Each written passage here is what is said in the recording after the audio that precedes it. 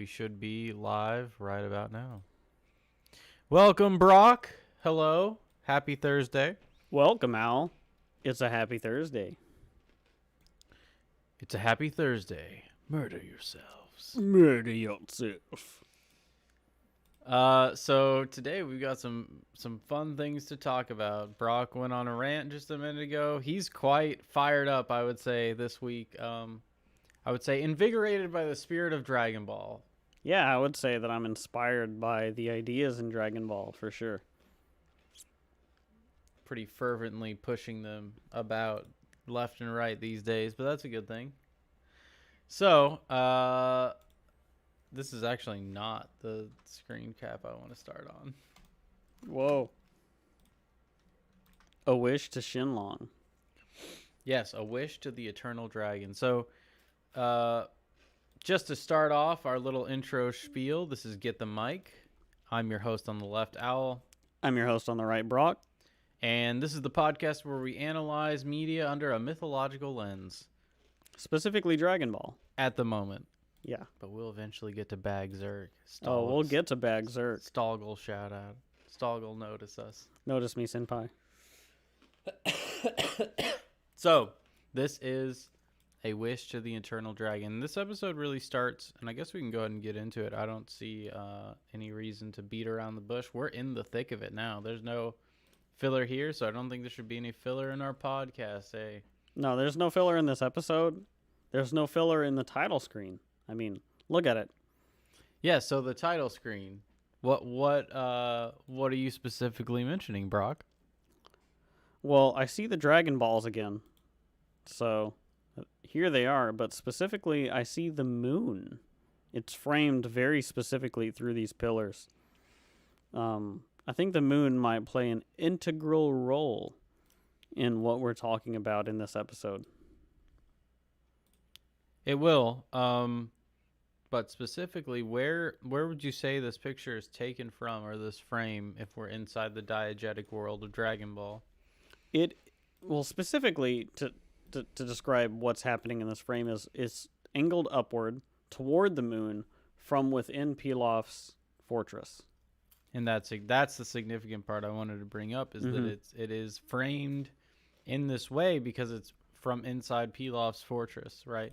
We have the distinction between Pilaf's border and the enlightenment that he could achieve. So we already start off with some mythological symbology here. The Dragon Balls really are in every intro, but it is significant, and now might be the time we're going to talk about it, either now or in the next couple of slides, about the design of the Dragon Balls. We've talked about them somewhat, but I think right. we have I don't more know we always have more to say about the very fundamental aspects of the show. Well, we're always holding back. I don't know if we're going to hold back too much in this episode. One thing that I want to point out before we even get started in this episode, we haven't talked about the fact that there are stars within the Dragon Balls. We talked about the stars in the last episode with the pinball, with the aligned stars in the sky, with the stars on the sides. But I don't think we got into why there are stars in the designs on the Dragon Balls and why that's important. But it's going to come up in this episode for sure. Just with the nature of stars and wishes. All right, and we're going to be able to talk about that. I kind of have a couple of shots, a couple of frames that will lead us into that discussion. So let's go on. Let's just go. Well, do we have any addendums before we go on? Do you have any thoughts on the last episode? The only addendum that I have is I put Oolong's ears down. I think there's a frame in the last episode where Oolong is wanting Bluma to get what he thinks she deserves. This is whenever she's getting the treatment. And there was a particular frame that I thought was important. I don't think we grabbed it, though, where Oolong is disappointed that his Schadenfreude didn't come to fruition. I think Schadenfreude's a good term for that. There's this weird dynamic that is pushed to the forefront there at the end of the last episode with, not necessarily at the end, but with what Bulma's character represents and what Oolong seeks to obtain. And whenever Bulma's in that situation and you see the excitement with Oolong, I think that there might be something to say, and it might come up in this episode too, about the relationship that the unrealized feminine generates with the unrealized masculine. Well, that is going to be a component of it, but I wanted to mention that interplay there with the unrealized and let's say the spirit that has not matured enough to respect women, Oolong, when given the opportunity to see such a thing happen, let's say the disrespect of a woman, it fills them with nothing but glee. And there's a specific piggy face he makes, right? Which we've seen on human characters. We've seen it on Bulma specifically. Right. Because I think in the last episode. Yeah. He is... They're somewhat tied together, for sure, especially throughout Dragon Ball. Mm-hmm. But yeah, I don't have a whole lot to say about it. I think that it's I think the context of why that spirit would want that is ultimately tied into the relationship that's being forced upon that spirit by Bulma, let's say, by what she's perpetuating with her relationship with Oolong. Right. It's if you find yourself at a point where you've abused someone and they don't necessarily... Any updates? Okay. So if you find yourself at a point where you've abused someone, don't expect them to root for you, let's say, when you're put in a position of vulnerability. And not only that, if you put yourself in a position where you're constantly flaunting your value, your intrinsic value over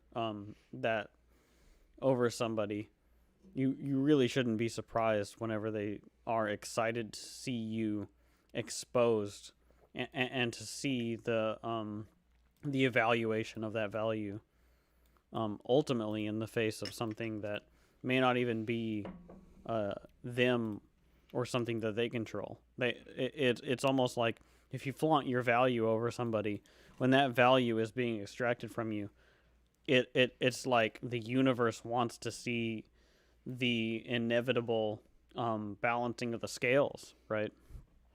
I don't know if I'd say the universe, because like Yamcha, for example, is still protective of Bluma and rooting for her. It's only Oolong who takes the position that this is going to be something enjoyable. Well, I say the universe because it's sort of like you know, in the case of Bluma, it's like, let's say it's the relationship between the thought and the simp.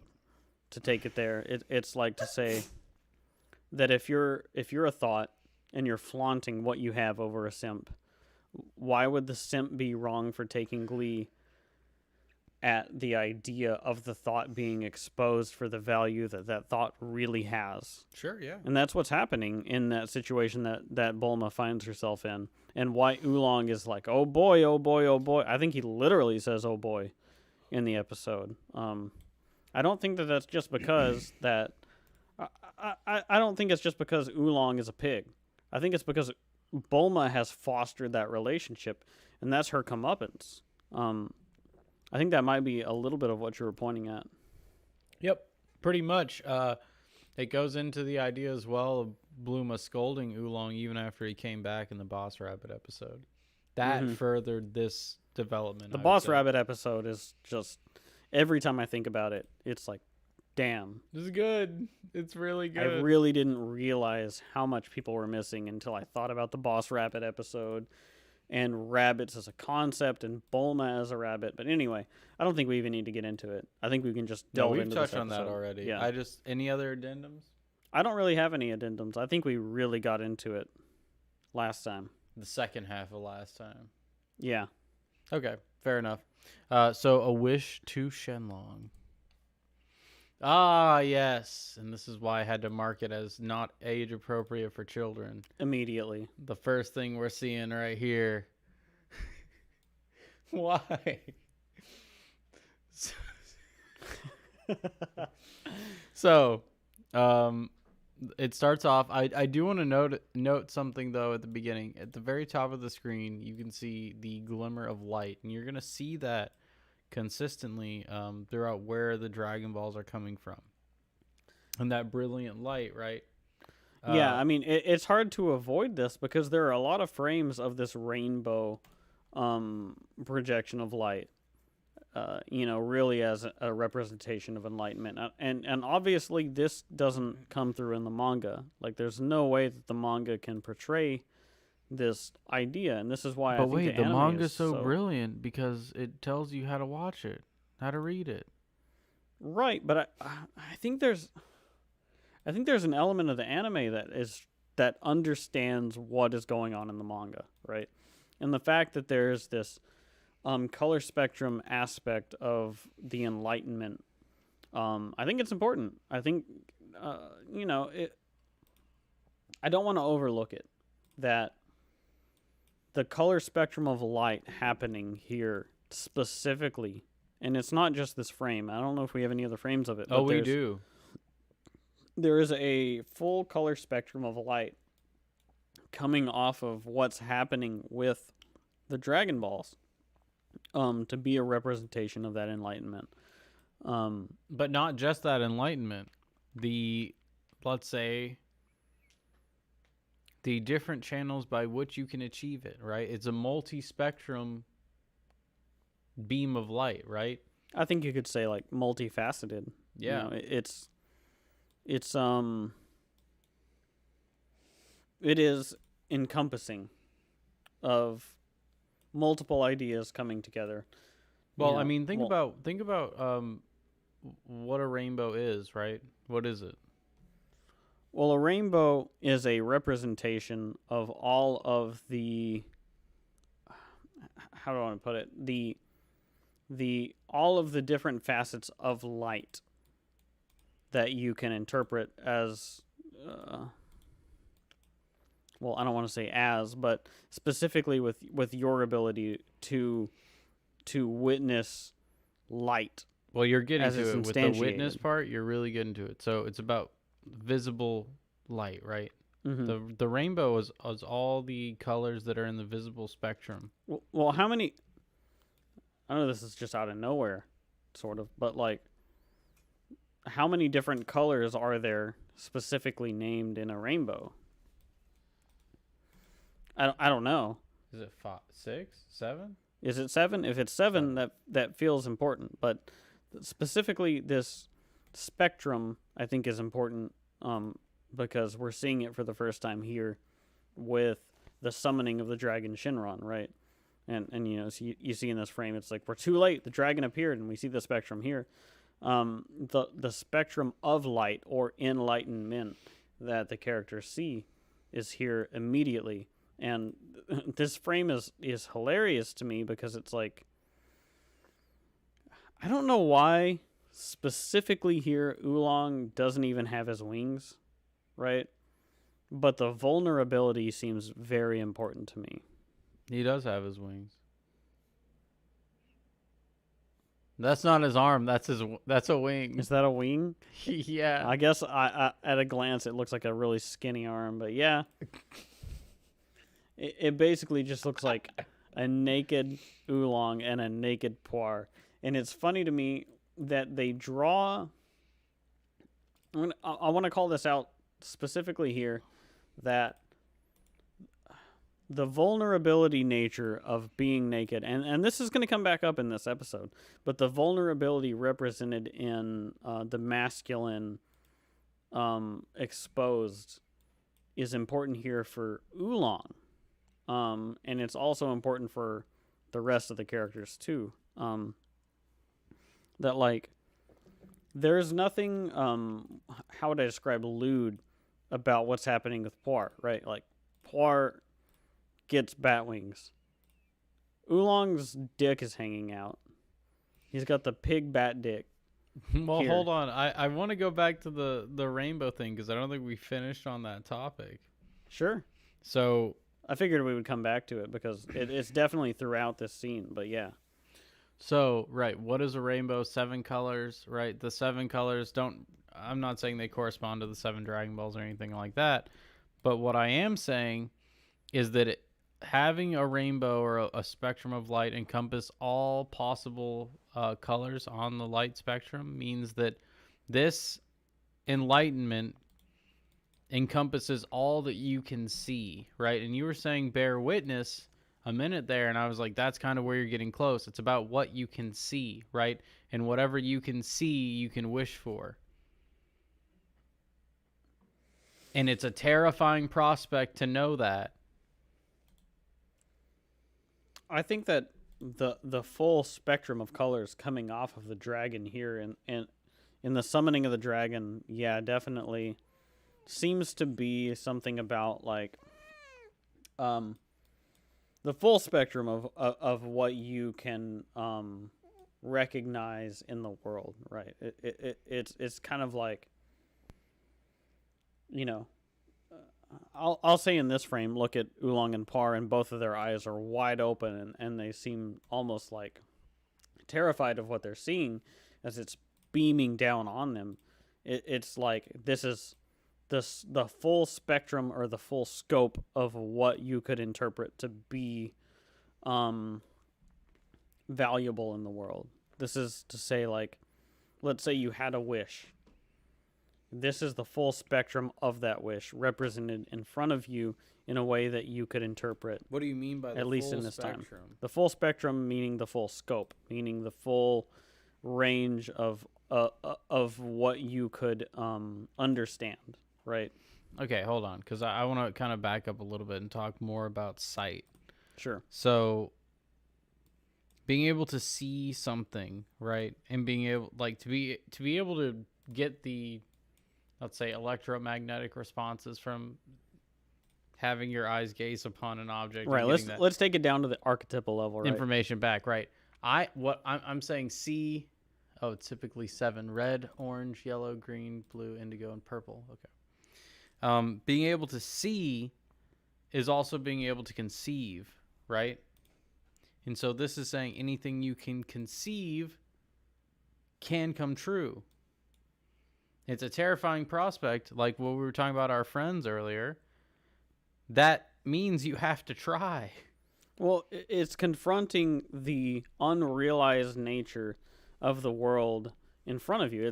It's almost like you take the ultimate potential and lay it out in front of you in all of its glory, right? All 7 colors, all of the spectrum, all of the conceptualization is there.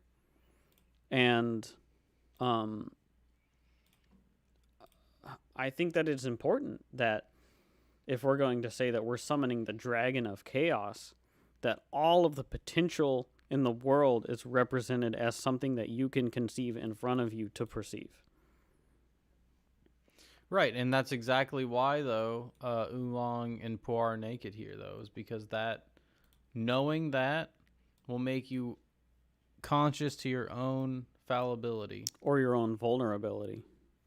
Well, I don't want to say vulnerability as much as I want to say fallibility, because for you to conceptualize this thing and make your will apparent on it, that is going to require you to take a chance that you don't know everything. I think that the idea that the feminine and masculine spirits here are together vulnerable in front of that spectrum also is important. It's sort of this reconciliation of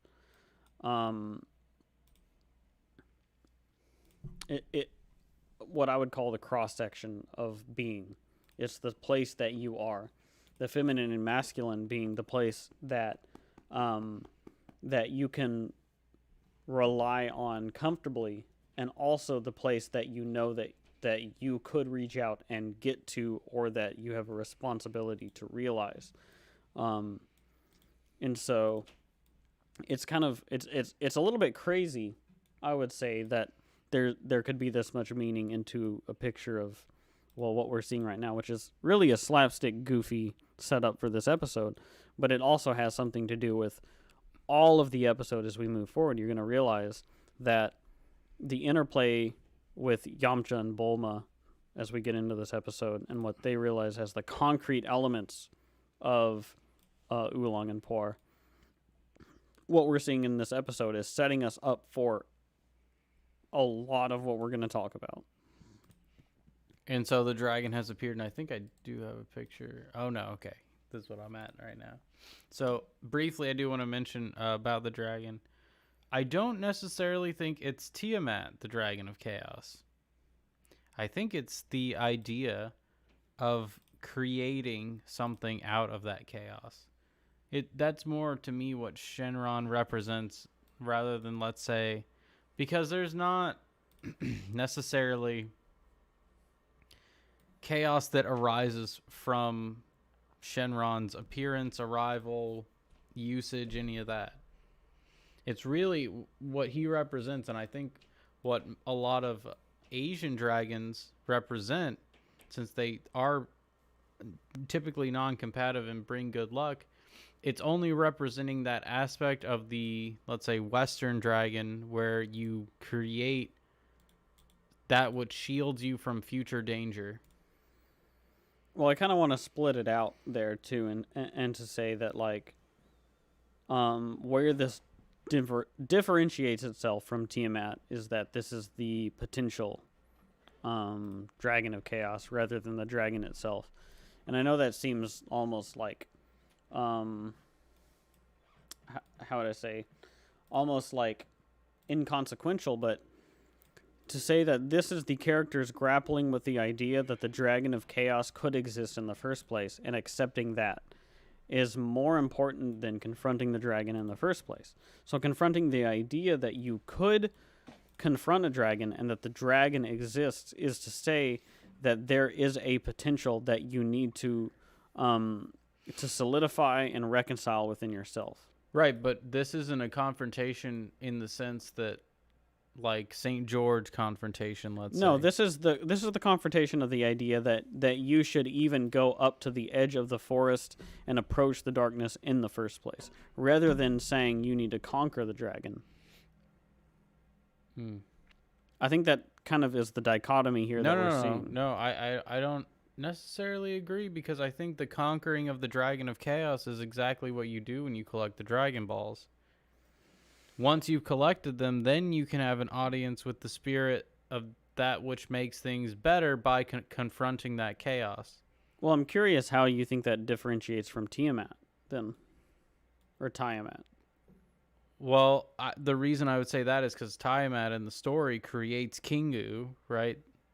And that's the king of all the monsters, and he has it's more stratified, let's say, than Shenron, who's eternal, right? Whereas even in the story, Tiamat's defeated. The idea of Shenron and why he's eternal is that there's always going to be opportunity for you to exert your will upon chaos and create order out of it. Are you saying that until we get to Purunga, Tiamat has not been defeated? No, I'm not saying that. Just as a random thought. No. Well, not necessarily. Well, what I mean is the breaching of the difference between what we're looking at right now and not even confronting, right? Because I think there's two things, right? The confronting of the dragon, I want to associate immediately with the St. George story. The Tiamat story being the slaying of that dragon to create an order from it and to create the world and the order of the world from that. Except Tiamat also was the progenitor of all the chaotic demons, let's say, that had to be defeated by Marduk in order for him to even get to her to begin with. I think that's an important part of the story, and that's why I can't say that Shenron and Tiamat are the same, and that's why I don't want to say that Shenron is exactly the Dragon of Chaos. Okay, I think this is a really interesting conversation to have because I haven't approached it that way, and part of that has to do with maybe my limited mythological knowledge of what that sort of ancestral. I don't want to just call it ancestral, but that archetypal.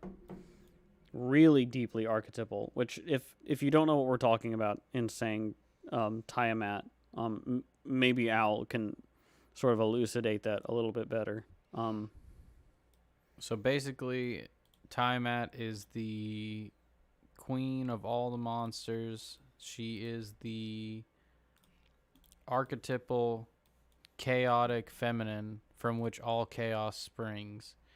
And specifically, she births Kingu, who's the king of all the monsters, and Marduk has to go out and defeat these monsters and defeat Tiamat. And how Marduk does that is that he speaks magic words, and he has eyes all around his head. He can see all around his head.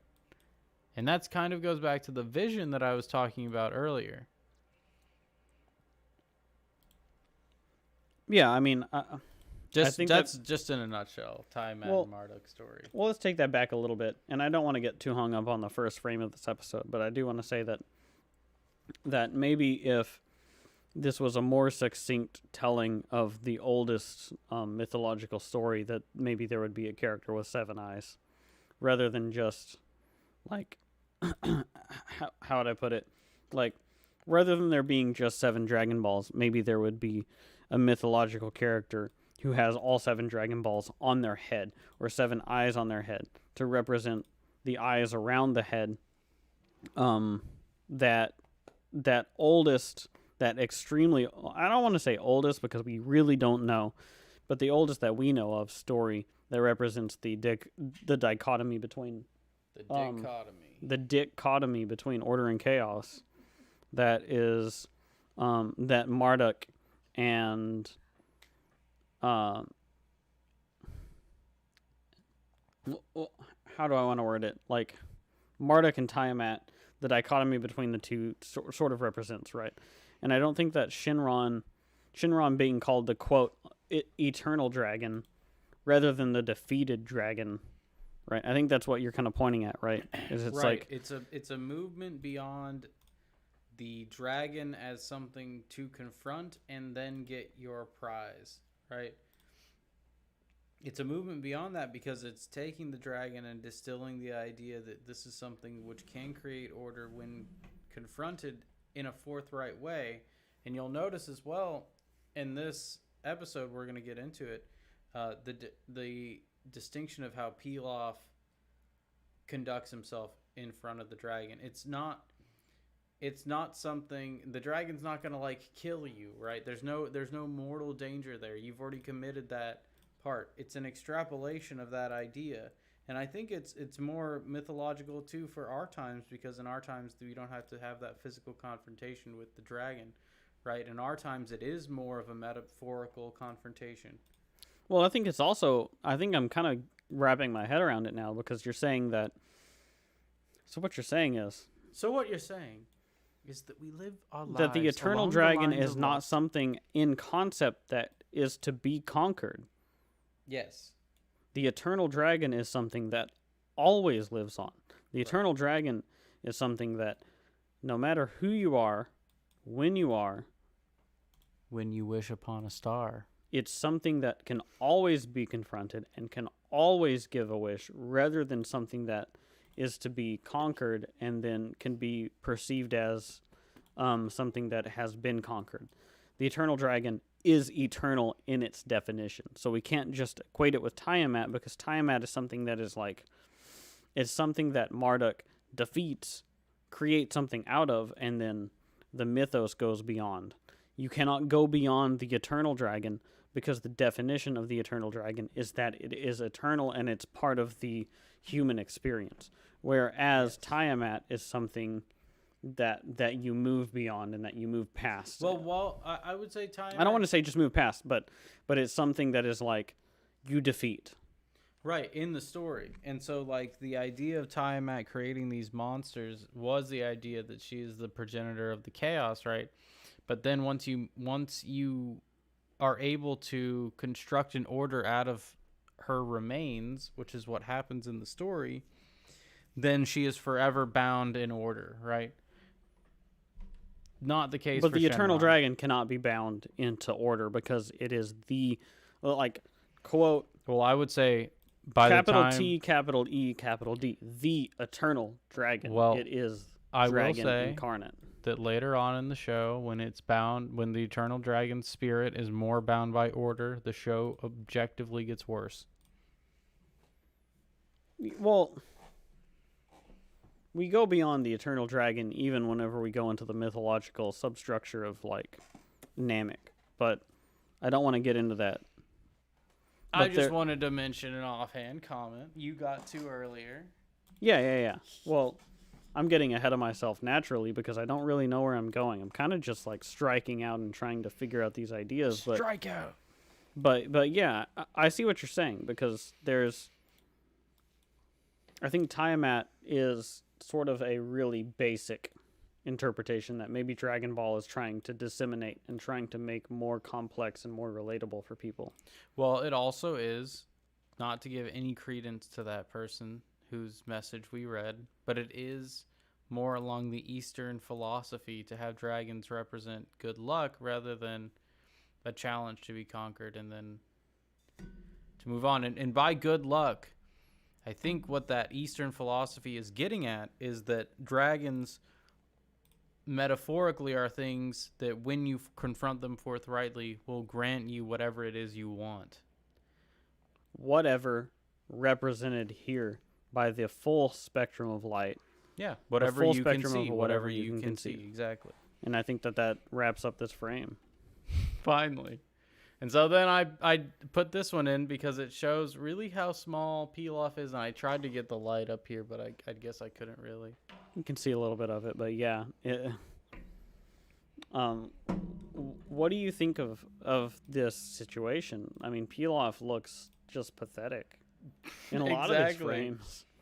Well, that's precisely the point, is that Pilaf looks pathetic because in the eyes of what all creation and conception can conceive of, he is nothing, right? And so here I just specifically wanted to do this because the animators did a really good job of framing this well. In photography, you're supposed to put things on the third for them to get noticed. Now, where is Pilaf in this frame? He's right in the middle.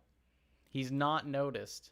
They specifically framed this in such a way where you would notice all the land around him. Right. And how it's a desolate land around him. And remember, we are in the desert. It is a desolate land of Pilaf's own creation, in which enlightenment has been forced to spring up out of the ground and is so unapparent to him that he still doesn't realize it.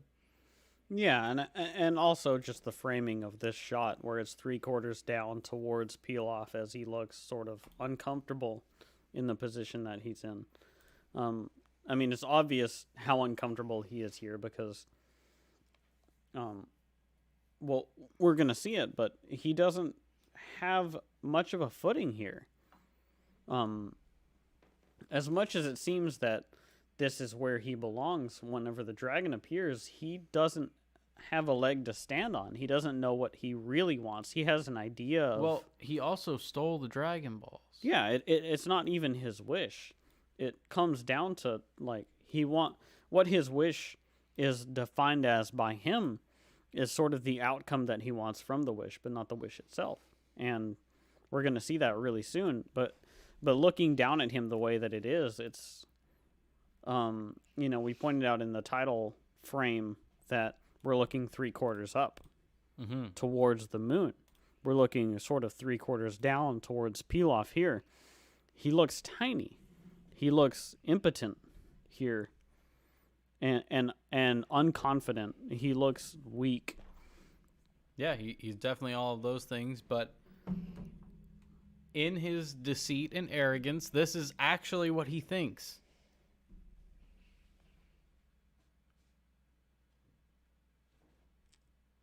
He thinks that he deserves that. He deserves The the adoration world. of women, the ruling of the world through force, and his crown has changed a little bit. You know, back in the last frame, he had the little beanie. Now it's a full-on crown.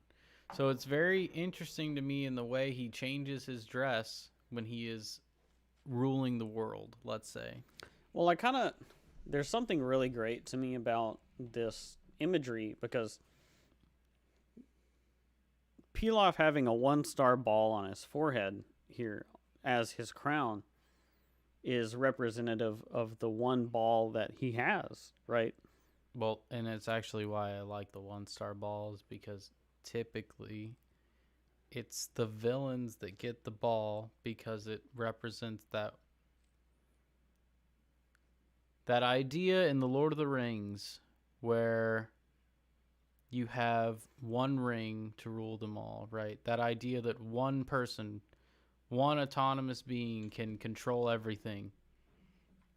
It's emblematic here. I think definitely. I think that it's especially clear here where, well, I want to look at the crown for a second. You know, this is sort of a thought off the top of the head, but how many points are on this crown? It looks to me like 7. If you assume that 1 is behind, yeah, it would be 7. It looks like 7. I mean, you can't know, but And look, those little Dragon Balls at the top as well. Those little orange dots. And then the one right at the center of the forehead is the 1-star ball, right? The only ball that Pilaf has inherently. And he needs to steal the rest. So I think it's funny here that this representation of his wish is shown by the only one that he really owns, that he can have any claim to, is this 1-star ball, which is to say the idea that he is the one, or to say that the consolidation of all power towards one point is the right way to be. Yeah. No, I understand what you're saying. Actually, that's where I was going to get with the crown as well, which is why I mentioned it. But I'm glad you were able to kind of dig through that. But right, I wanted to mention this because of the contrast here. Look at his expression as well here compared to the last. Well, I mean, we're seeing him from below here, you know, and sort of the, you know, not to go this direction, but it's the brilliance of how these frames have been drawn, in that we see the dichotomy there between the top down and the bottom up, with the way that Pilaf sees himself, in the way that somebody in the position of Pilaf would see themselves. Which is that, like, this is where he is in reality. This is where he is in his head.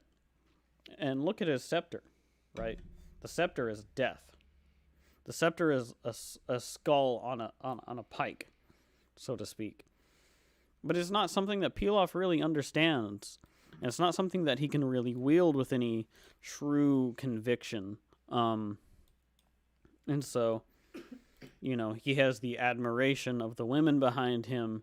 He has Except the status. they don't have their eyes open. Obviously. Why would they? Right. Yeah, why would they?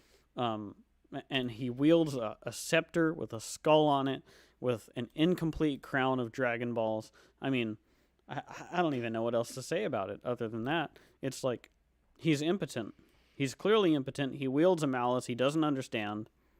And yet, he has the audacity to stand before the Eternal Dragon. Which right. is why I wanted to compare these two. Yeah, his interpretation of himself is that he could. And yet... And I guess we're going to bring up Jung already. So let's talk about the ideal self versus the real self, right? The idealized self versus the real self, and how much those correlate can correlate positively, let's say, with neuroticism. So, or maybe I didn't say that right. The more in line your ideal self is with your real self, the less you'll tend to experience negative emotions. Would you say that Pilaf experiences negative emotions? I would say that Pilaf sends his feminine and masculine self out to combat the negative emotions for himself, but that And they he, fail. Generally. but that he is destined to be confronted by those negative emotions. Well, I mean, I would say pretty consistently throughout the first season here, it's really someone who has only experienced negative emotions. His brief moments of joy, right, only come from either the suffering of others or the furthering of his own ambition. Yeah, I would say that experience is founded upon the fact that he needs to send in his disconnected masculine and feminine self to interpret it, right? If they were integrated. And notice how they aren't in this at all. Where are they in the fantasy here? Right, they're completely absent because absent and unintegrated still. Yeah. I mean, Right. and that's why I want to say that he sends those aspects of himself out to combat it, and so that he doesn't have to confront those things as almost a shield. And we'll see that throughout this episode too, that they act as a shield. I mean, especially with the context of what's happening with the fortress, quote unquote. The fortress. Okay, so let's go on here. Yeah. I wanted to get this next because it got a better shot of that 1-star ball, as well as the menace and the real faux malevolence that Pilaf can attain here. He is almost unholy. He is just shy of unholy. Right. This is the sort of impotent unholy, and I just want to say this is the pinnacle. This is how, let's say, sinister that Pilaf gets. Well, this is sort of the impotent sinister, right? This is sort of the slugger. Well, this is sort of like the internalized idea of power, but without the bite to it, without the I want to say bite because we're going to come back to the idea of the bite or the malice or the fangs or the sort of teeth or whatever it is you're going to call that is the realization of that thing. This is without it. You know, we see Pilaf here with sort of this almost childlike interpretation of what world domination would look like, right? I have the world now. But I do want to say, what's up, Lurky? We see you there. What's poppin'? But yeah, I think that it's great to grab this because it's like, you know, it's sort of a childish interpretation of power. This is Pilaf, right? He sees the world as an objective thing, but not really what his relationship with the world is. Right? Well, he's exploring that idea of the unrealized malice, right? The honest John character, let's say, in Pinocchio. He's exploring that idea, and Toriyama is basically indicating that if you have this preconceived notion, you won't even be able to verbalize it enough. And we'll get there, actually. I don't want to spoil that too much. But yeah. But here, yeah, I mean, you can see it. Right. So let's go on, because we're going to get there in just a couple of seconds. Here we have Shenron. That's right, boys. Here he is. The Eternal Dragon. The Eternal Dragon that dwarfs the mushrooms coming up out of the desert. Not only that, but there is no end to him, right? He comes out of the Dragon Balls, and there's no end. It's not like you come and you see the bottom of his tail or anything, right? Yeah, it's interesting about the Eternal Dragon as he's represented not only here but throughout the rest of Dragon Ball and Dragon Ball Z, that you never really see all of Shenron in a single frame. He's always weaving in and out of the clouds. He's extending beyond the frame. Even here, we can't see even the top of his antlers. It seems like they always want to depict him as something that's bigger than the frame that you're looking at him through. And yeah, that seems important here because look at how tiny Pilaf is, and then look at how big the mushrooms are. And we've talked a bit about the mushrooms and what they represent coming up out of the desert. And then look at how big Shenron is, and then look at how big the frame is. It's like the idea of Shinron is something that Pilaf can't even conceptualize. Can't even put in a box. It's so limitless. You right? can't frame him. Yeah. But let's talk about Shenron's design. He green. It's true. I saw that. So, typically, or let's say in the Western tradition, dragons are seen as destructive forces who can breathe fire, right? Shenron never breathes fire. Now, why is it that they breathe fire, like the one in, let's say, the St. George story? Well, I mean, let's talk about fire as an idea real quick. But I mean, my interpretation of fire is that fire is chaos, right? Like chaos incarnate. Or you could say that fire, I mean, if you really want to boil it down, you could talk about fire is change and the change that chaos can bring upon the world, right? I was going to take a different approach, actually, and talk about what a dragon is, right? How dragons came about in our collective human psyche. Well, I was going to work my way back from that. But yeah, I mean, before we get to what you're saying, okay, let's say that what I'm saying is right. Okay. That fire is the change in the world that chaos can bring about. Yes. Mm-hmm. That says something about what dragons are. Because if you say a dragon is something that breathes that, you can say the pneuma, or you could say that the breath, the living, pneuma is such a succinct word, but I want to try to explain what I'm talking about. Pneuma being the living breath of a thing, right? The exhalation of life. To say that you exhale fire, which is to say that your living breath is fire, is to say that what you are in your instantiation in the world is that change through chaos. Then you can say that the dragon is, because of that, the thing that you're saying, right? I just kind of wanted to work backwards towards that, maybe for people who didn't really get the imagery that we're kind of coming from.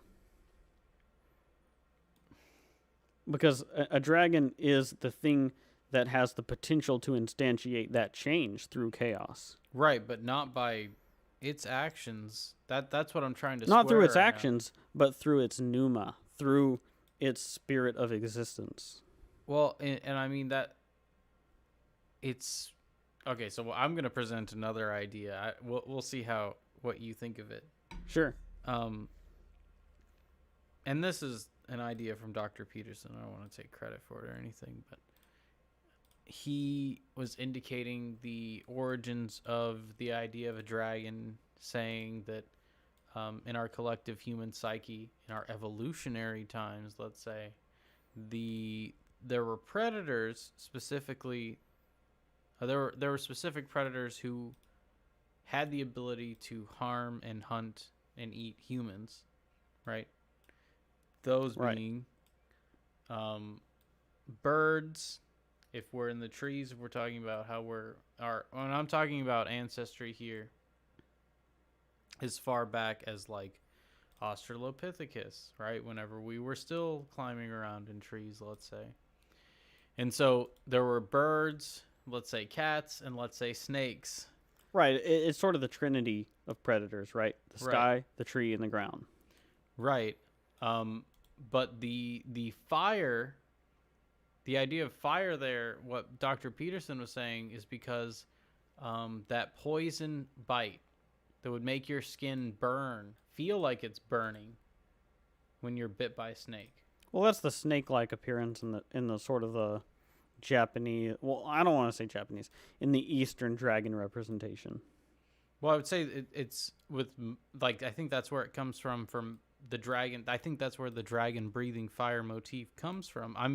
I'm curious on how it is that you're saying that the breath of the dragon is that change and not that destruction that's wielded when you embody, let's say, because a dragon does embody kind of an unholy spirit, right? The greed and avarice, not saying the eternal dragon. I'm talking about a dragon in Western idea. it does have that aspect of evil to it. Well, I'm to be perfectly honest, I'm just kind of free associating on dragon, breath, and fire and all of that. But there's this sort of archetypal nature of what I'm calling the pneuma, and maybe this is sort of a newer idea to me because Tool, with their song Pneuma, made it more apparent to me. But this idea that breath being an archetypal representation of life, sort of a living spirit, and then to say that something breathes fire is to say that the motivating, or not even motivating, but I want to say that the life spirit of a thing is fire, right? The pneuma of a thing is fire, is to say that, you want to make the association between fire and chaos, and to say that what breathes chaos? Okay, well then what breathes fire? What breathes fire is a dragon. Why would a dragon breathe fire, right? And that's not to say that there's not an importance to the depiction of the dragon in its serpentine nature, I don't its think flying nature and all of that, but the breathing of fire, and that being not only a thing that it does, but a way that it is to say something about what the dragon is as a whole. That's why I brought that up. I see. And I think we can extrapolate upon this in a future conversation because I don't think it necessarily applies. I don't think it applies to the Eternal Dragon, because the Eternal Dragon doesn't do that. I also don't think that fire represents chaos. Interesting. I think that it. Why are you trying to be a blowhead? Well, my initial interpretation of it is that fire is chaos. I mean, that fire brings change, that fire is sort of a representation of an uncontrollable aspect of change that we can't, or we, by we I mean primordial man, cannot control just by perceiving, right? And to say that there is a thing that through its existence, or you could call pneuma, brings that into the world just by breathing, just by existing, just by having breath. I think that has that bears something upon our existence.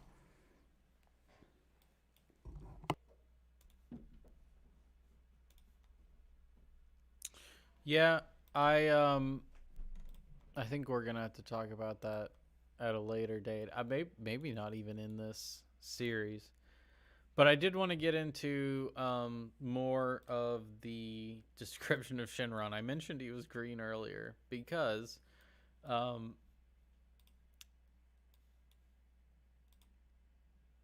the idea that he's not more, let's say, harsh or malevolent color like red, like in more Western tradition, does indicate a difference in his manner of being. He does look like an Eastern dragon, let's say. He is long like that. He also has claws. But I want to mention his like antler things. You can't really see them in this frame. But he has these little antlers on him that make him pretty distinctly different than, let's say, Western dragons. Because they're not really horns per se. They're more like antlers.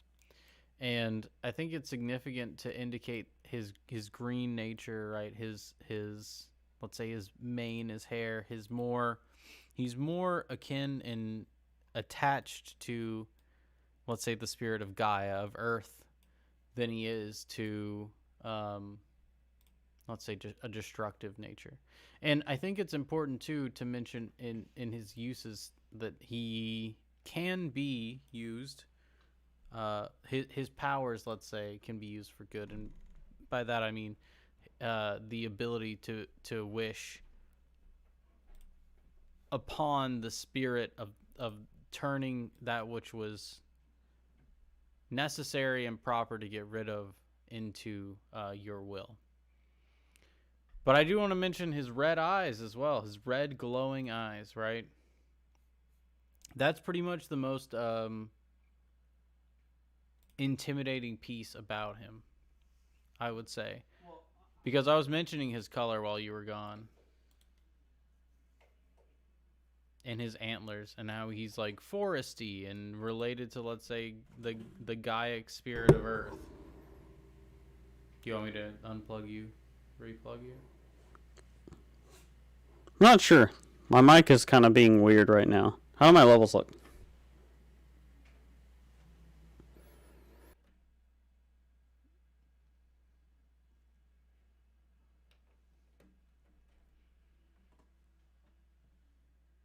That should fix it, I think. Go ahead. There we go.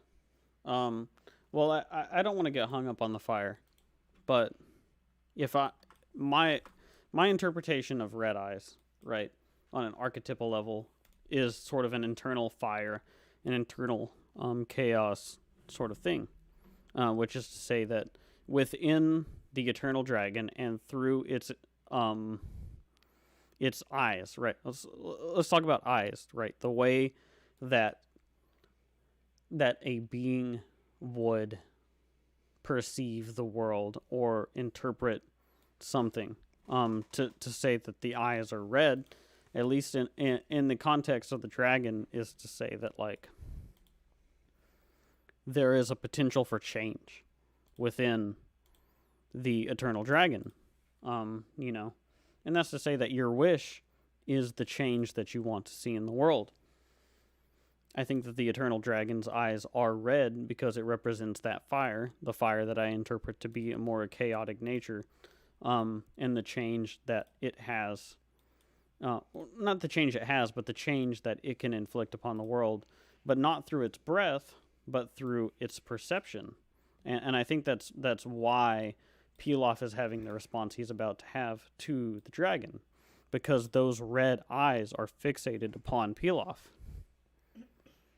Well, okay, and we'll get into it a bit more in a minute. But what do you think about what I was indicating, that the idea of bringing about positive change from? Well, I think now we need to talk about the stars on the Dragon Balls. You want to talk about stars? I think we need to get into the stars right now, right this second. All right. Well, why do the Dragon Balls have stars on them? Because when you wish upon a star, doesn't matter who you are, anything your heart desires will come to you, right? That idea. The idea that if you can conceive of something more divine than yourself, then you can subordinate yourself to that idea. And then it doesn't matter who you are, you will be able to achieve that through the reverence you're paying to the very spirit of attaining things. Well, I think that's also tied into the vertical nature of the framing that we keep on talking about. That's why we've talked about how we've seen Pilaf. And I want to point this out because it's not just a coincidence. We're not just being overly analytical and saying, like, oh, we're 3/4 down on Pilaf here and we're under Pilaf here. The latter, or I don't even say lateral, the vertical nature of these frames is specifically tied into the character's relation to the elevation of idea of the self. And that has to do with our archetypal interpretation of stars.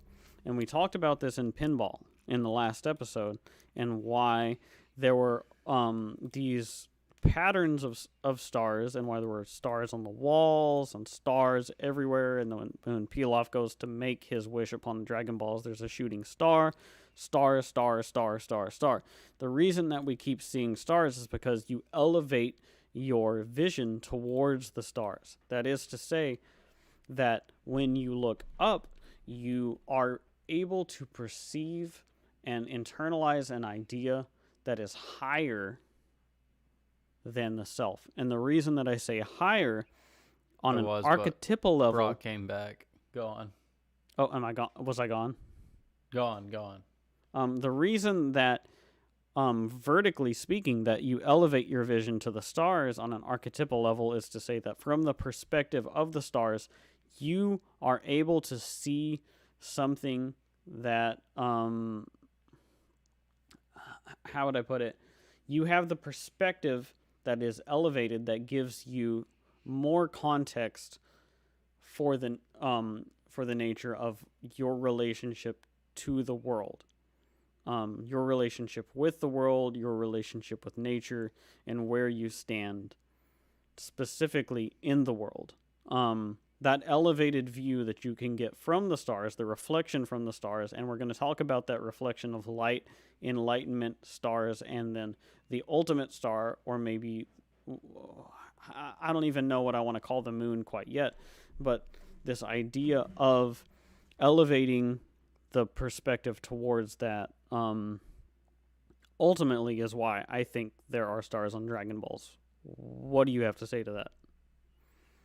I mean, I think that's pretty much what I was saying as far as subordinating yourself to that idea. When you have respect for the idea that you can achieve something, let's say, and you subordinate yourself to the idea truthfully and righteously, then the universe will respond in such a way to allow that thing to happen. And as we can see, if you're able to do that like Bluma does in episode 1, then you are able to get that feedback as well from the universe whenever she brings the two Dragon Balls together and they glow, right? The ability, and that's kind of what it is in the Pinocchio story, and that's why I'm bringing it up so much, is because it is the idea of subordinating yourself to what you can perceive as divine. Because stars are divine, right? They're out of our reach. They glow with a tingle, right? Like a tingle of light. They're a bit of enlightenment in a sea of darkness as well, which is something mythologically I built into my D&D campaign because of that very reason. Well, I also want to point out real quick, because the thought has just occurred to me, that let's say you look up, let's say you're an ancestral man, and you look up at the sky. You see one star. What does that tell you? Well, it tells you that there's a star in the sky. But if you see two stars, it tells you an infinite amount of information more than one star would. That is to say that the correlation between the two stars tells you something that one star could never tell you. And that is why two Dragon Balls coming together gives you an enlightenment. That's why they glow, right? The patterning that you can pick up on between multiple stars rather than just one star is so much more significant to you that the two Dragon Balls could glow and shine upon you and give you a level of enlightenment that I think that people get hung up on this idea, right? Between's not necessarily the best word for it, but they get hung up on the idea that Dragon Ball is just based on Journey to the West, right? The enlightenment of the texts. Which they turn out. Do you know the story? They're blank, yeah. Right? The enlightenment is the journey that you make to get the text. Well, the journey. Let's talk about the journey. The journey is the point between 2 points. It isn't one star, but it's 2. It is the journey between 2 things, and it's the connection between 2 stars. Or on an archetypal level, it is the connection between 2 stars that you could map in the sky to give you a point of direction, right? If you just see one star and you can only recognize one star in the sky, it doesn't really tell you anything. It doesn't tell you where you're going. It just kind of moves around the sky, and then it's like... Depends on the star. Yeah, it depends on the star, and it also is just like one star could be mistaken for the other. Just think about the North Star, for example. But if you can create a pattern between 2 stars, you can use that to orient yourself in a direction. And I think that is why 2 Dragon Balls coming together creates a light, and it gives you an enlightenment because it is an orientation towards something. Well, I think that's because I have been thinking about why there are multiple stars on the Dragon Balls. And I was actually going with kind of a different idea, indicating that it's the enlightenment, the pieces of enlightenment that you've gained by subordinating yourself to the direction you're following. And the reason I'm saying that is because I don't know if it is so much orientation. Like the Nimbus, for example, orients Goku, right? Mm-hmm. I think that the stars on the balls really represent a gained enlightenment from repeating the process of encountering chaos, confronting it righteously, and using its defeated corpse, let's say, to create a betterment out of the world. Well, Which is exactly what happens in the Boss Rabbit episode. Well, that also brings us back to Tiamat, right? Right.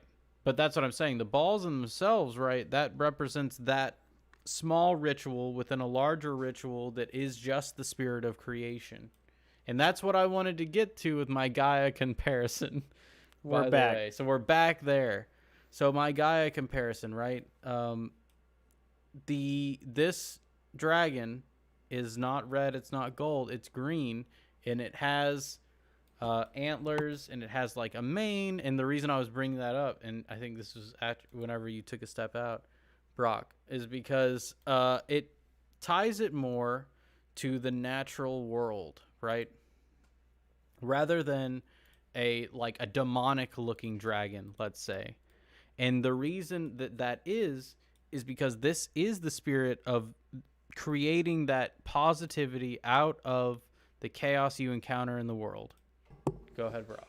Well, you kind of, you were saying earlier that you don't necessarily interpret fire to represent chaos, but I do interpret a glowing red to be a chaotic sort of thing, and I think that. Let's boil down the color scheme of Shinron to mean something, right? And it's like, okay, green and tan, earth colors, right? It's very grounded in the way that we would depict the not just the earth, but just natural, like nature, natural colors. And then within, a glowing red coming out. And not only just a glowing red coming out of it, but a glowing red represented as eyes peering upon what Pilaf is. And I think that fire, think of a volcano, right? It's sort of like the potential change in the world, peering upon you and saying, what about you should I respect? I am the change within the natural world.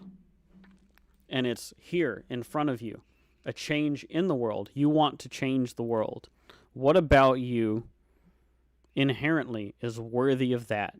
Right, but that's kind of what I take away from Shinron here. So let's talk about the eyes. I don't know if it's as much of that. I think it's what the viewer, right, perceives of themselves, how they can face themselves, right? Because Pilaf here is faced with the idea that he is not all he could be. However, we'll see future characters that don't represent or don't respect the gaze of Shenron and can still use the power therein, let's say. But it's I would say that the red eyes, and I think it's significant to note that that's how he does his magic, let's say. Like, your wish is granted, the red eyes glow, and then it's gone, right? I kind of see where you're going with the fire thing. But still, I think it's too broad what we're trying to encompass with that discussion, because fire can be both, let's say, chaotic and orderly, just as, let's say, the color red being associated with hell, right? Hell is an orderly place. It's a tyrannical place, right? Sure. I mean, you can interpret the red within the eyes of the dragon that is earthy to or earthly to be sort of the gaze that you fixate upon yourself whenever you ultimately are confronting that aspect of yourself. But I want to touch on what Chris Sombra said here. I think that's a good way to put it. I would say it's even goes a little beyond that, because since it's the eternal dragon, it's something that you always do. Then it is not only nature and conquering it to get your wish. It's more like this is what you are supposed to do anyways, right? It's the spirit of Gaia saying, if you want to have power in the creative process, this is what you do. This is part of your relationship with nature. Right. Rather than like a goal to conquer, it's like this is the place you should be. Right, and that's why I was making that Gaia comparison. And I like that a lot. The little bit of red there in the eyes, it does represent some of that malevolence that is about within nature, because nature is not an unmalevolent place. Well, I think it also might be a little bit representative of the malevolence that you turn upon yourself whenever you're confronting the things about yourself that Right. are insufficient. Yes, and I think that's exactly what's happening, and what happens consistently with why the characters are so aghast when they see the dragon. It's not because of the dragon itself, it's because they are aware of their insufficiencies. I don't want to get ahead of our analysis, but I do want to call out that this is not the only time that a character struggles with their ability to speak their wish when confronted with a dragon. And I think there's a really important character in Z that is a good reflection of this. I'm going to call it out now. I don't want to go into it, but I want to come back here eventually. That Dende is confronted with a struggle whenever he sees Purunga. Dende is not in Dragon Z Ball PP.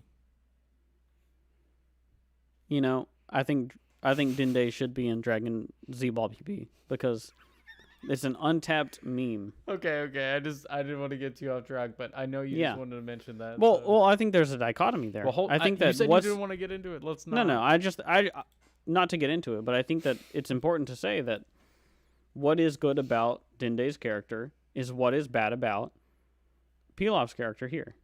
And so, in the moment, you know, I've always remembered this, that it's difficult for Dende whenever he confronts Purunga, but he overcomes that. And what's happening here is not that.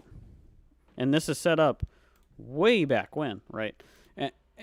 And Nah, Toriyama didn't know shit. well, I want to point out that the original story of Dragon Ball ultimately ends with the end of the Frieza saga, right?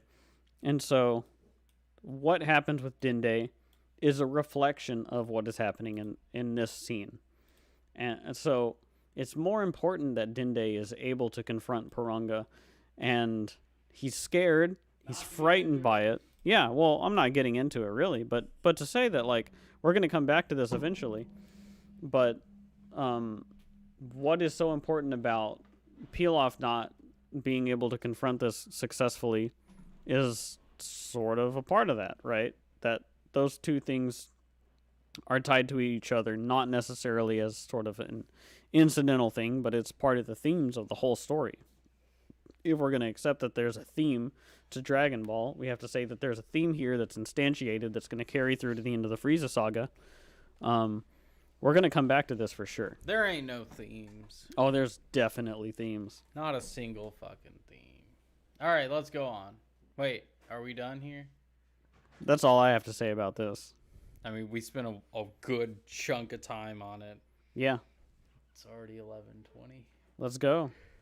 Whew, we are like 3 frames in. There's only 70 of them. Only. So, I wanted to grab this of Goku because it's the first time he sees the dragon. He doesn't know what a dragon is. But he does recognize his immense girth. He recognizes the girth. Do you want to say anything about Goku's eyes in this scene? You can. Because I feel like they're open. They're a little bit open. Yep.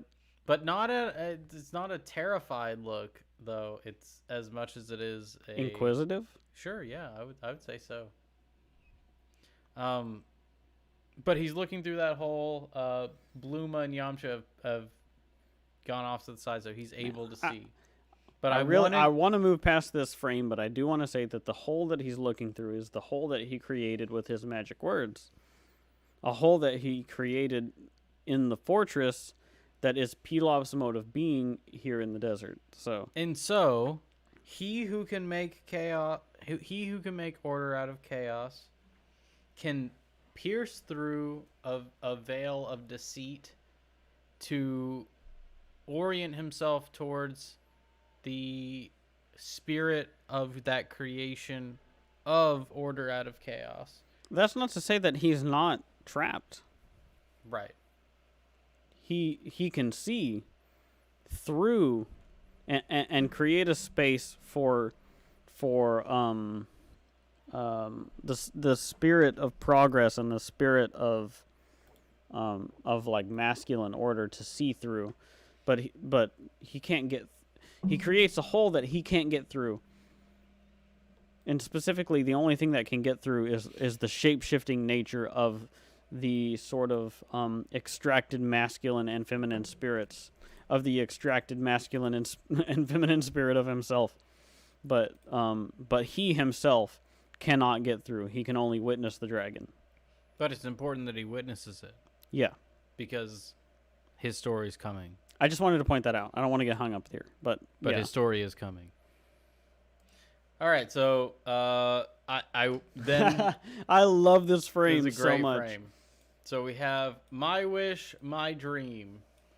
They're both lamenting the fact that they can't fulfill the easy, what they perceive as, or what should be labeled as the easy way of attaining, that it doesn't work. And so what we see here is the neurotic tendencies of what happens when you set yourself up for failure, let's say. I also just want to point out, like, what I just said, it sounded pretty stupid if you don't know what we're talking about. If this is your first episode to listen to and you're like, wow, I just said the extracted masculine and feminine spirit of the masculine and feminine spirit of Goku have escaped through this hole. It's like, that sounds dumb. Look at this frame and then tell me I'm wrong. That's all. That's all. I also want to mention that they are facing away from each other because, as we've said about vision and gazes, like, they are unaware completely. Well, they're unaware of each other. Right. But let's go ahead and go on because I think that a lot of this, we've covered some of it. Yeah, I mean, this is... Goku is trying. He's putting forth his best effort. He's speaking the most truth he possibly can. But when someone has set up such a fortress... He is fighting against a fortification that I don't think that he has necessarily the perspective to break through. However, enough truth will even break through this, and we're going to see how that but it's only through effort, and it's through a level of effort that he doesn't think that he can even achieve.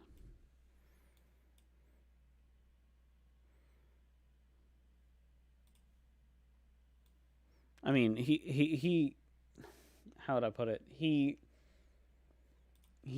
blasts against the wall, and then he says, "I'm too hungry, but I'm not going to give up." And then he attacks the wall, and he attacks the wall, and he attacks the wall.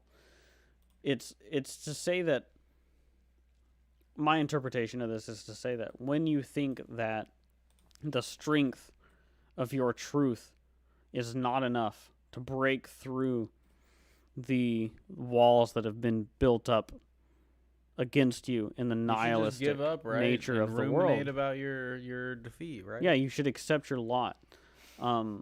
Even whenever the pure masculine, truthful spirit doesn't seem to be able to break through that, and whenever it's starved and has not been fed with the sort of nourishment that it needs to subsist, even then, it should never give up. And that's what's happening here.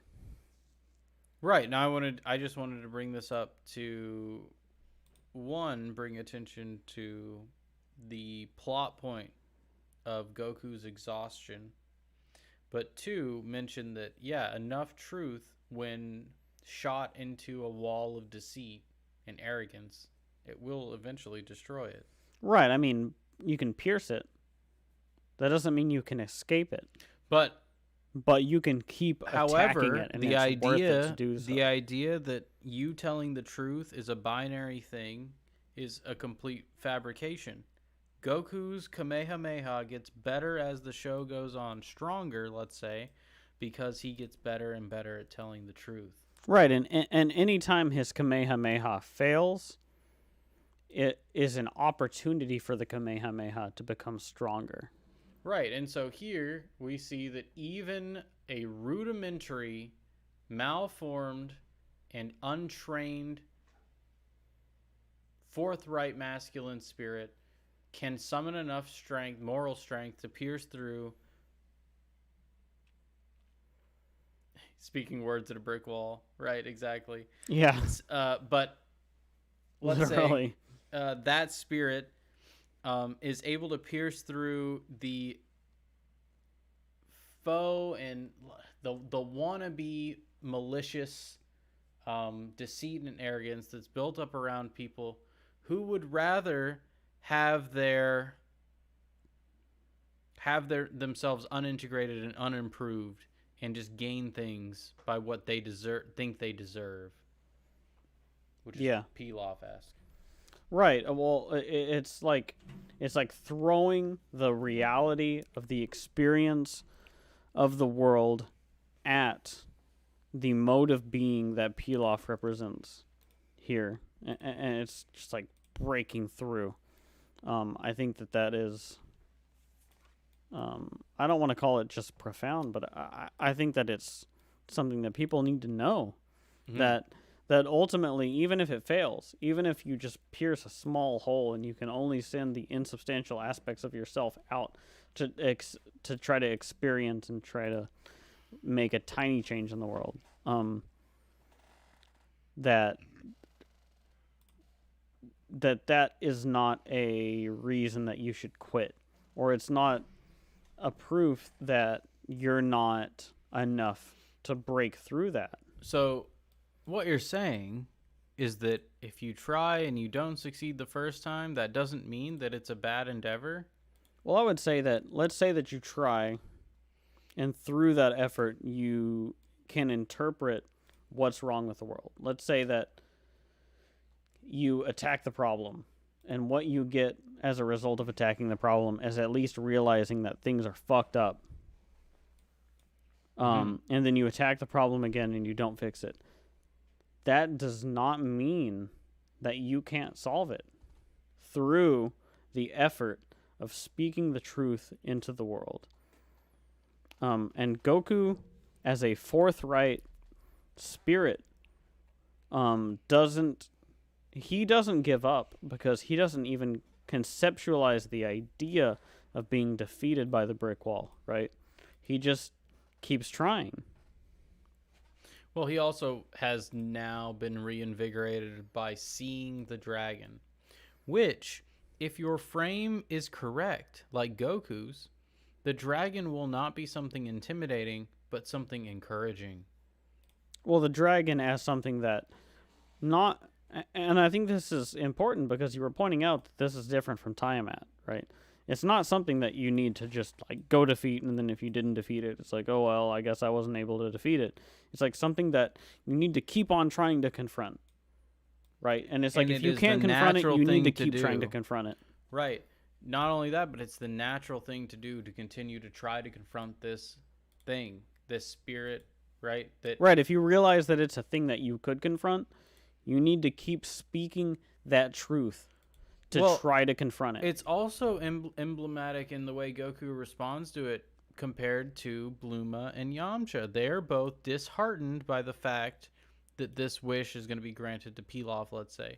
Goku's not disheartened. He's encouraged by the dragon because it is the idea that for you to be able to exert your will in the world, that you continue to confront this and grow as you continue to confront iterations of the successive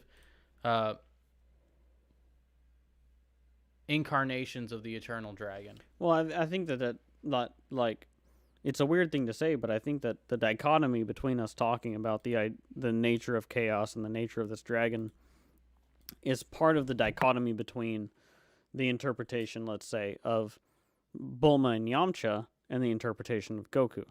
The interpretation of Bulma and Yamcha is to say that, like, we can't get to the dragon and it's hopeless. The interpretation of Goku is to say that he anticipates being able to get to the dragon. And what that means is that it's not Tiamat. It is the eternal dragon. Tiamat is the conquered dragon. So Bulma and Yamcha's interpretation of not being able to get to the dragon is sort of saying, like, I was not able to conquer the dragon. It's hopeless. Goku's interpretation is to say the existence of the dragon itself is the proof that I need to keep trying to confront it. Well, and if you extrapolate that idea, if you try and you try to be mythological with it, right? If you extrapolate that idea into how we should behave in the real world, it's to say that when confronted with daunting tasks, you shouldn't view it as something that is now unattainable, but that is something that you should strive towards doing. And even if you fail, like Goku fails here, it's going to leave you in a place that's better off than where you were before. Right. It's a call to adventure. Yeah, it's to say that by your attempt, you are better. Even if you are not able to conquer it and chop it up and create something out of it, it is eternal. Well, I want to say not only what I was saying before, that it's a daunting task and that you should confront it, but that is the natural way to improve your station in life. Yeah, I mean, I want to say that is why the eternal dragon is eternal, because it is always the way that you improve your station in life, not just you find confronted. an idea that you can subordinate yourself to. You orient yourself towards that goal. You pick up enlightenment along the way. And when you've done all of those things, then you're able to create your will and manifest it in the world. That's what you're saying? Is that what you're saying? What I'm saying is that idea never goes away. Right. That and idea that the is mode natural, of being is pointing yourself towards that thing forever. Think about that. That's why I made the Gaia comparison, is because that is a natural thing emblemized in the eternal dragon. Well, natural. I want to extract the word natural there and just say that is an aspect of nature itself. Right, that's what I mean. That is our relationship with nature, or to say that that's our relationship with the world or Gaia, right? That is our station as a mortal being in the world, is to say that we are always trying to do that. And if you steer away from that, you've lost the path. Did we not, Chris Sombra, I don't remember if we talked about that in the episode. I thought we did. It is significant that the first Kamehameha wave is used to destroy a castle that is surrounded by fire of the creation of its owner. The chaos that has come about from its owner's negligence. Wait, are you making an equation of fire and chaos there? Yeah, but I'm saying it doesn't always equal that. No, I'm just fucking with you. But yeah, I think that specifically, I love the dichotomy here too, because it's like Master Roshi's Kamehameha destroys society's castle. And it would destroy this castle easily. But Goku's Kamehameha here does not destroy Pilaf's castle. In fact, you can barely put a crack in it. It makes a hole for him to see through. And it makes a hole for the subconscious nature of the masculine and feminine to travel through. But it is not something that he can destroy yet. And I think it's significant as well to note um, that Puar and Oolong flying through the hole created by Goku is the idea that the first things that are going to be able to get through arrogance and deceit are true aspects about ourselves that maybe we shun.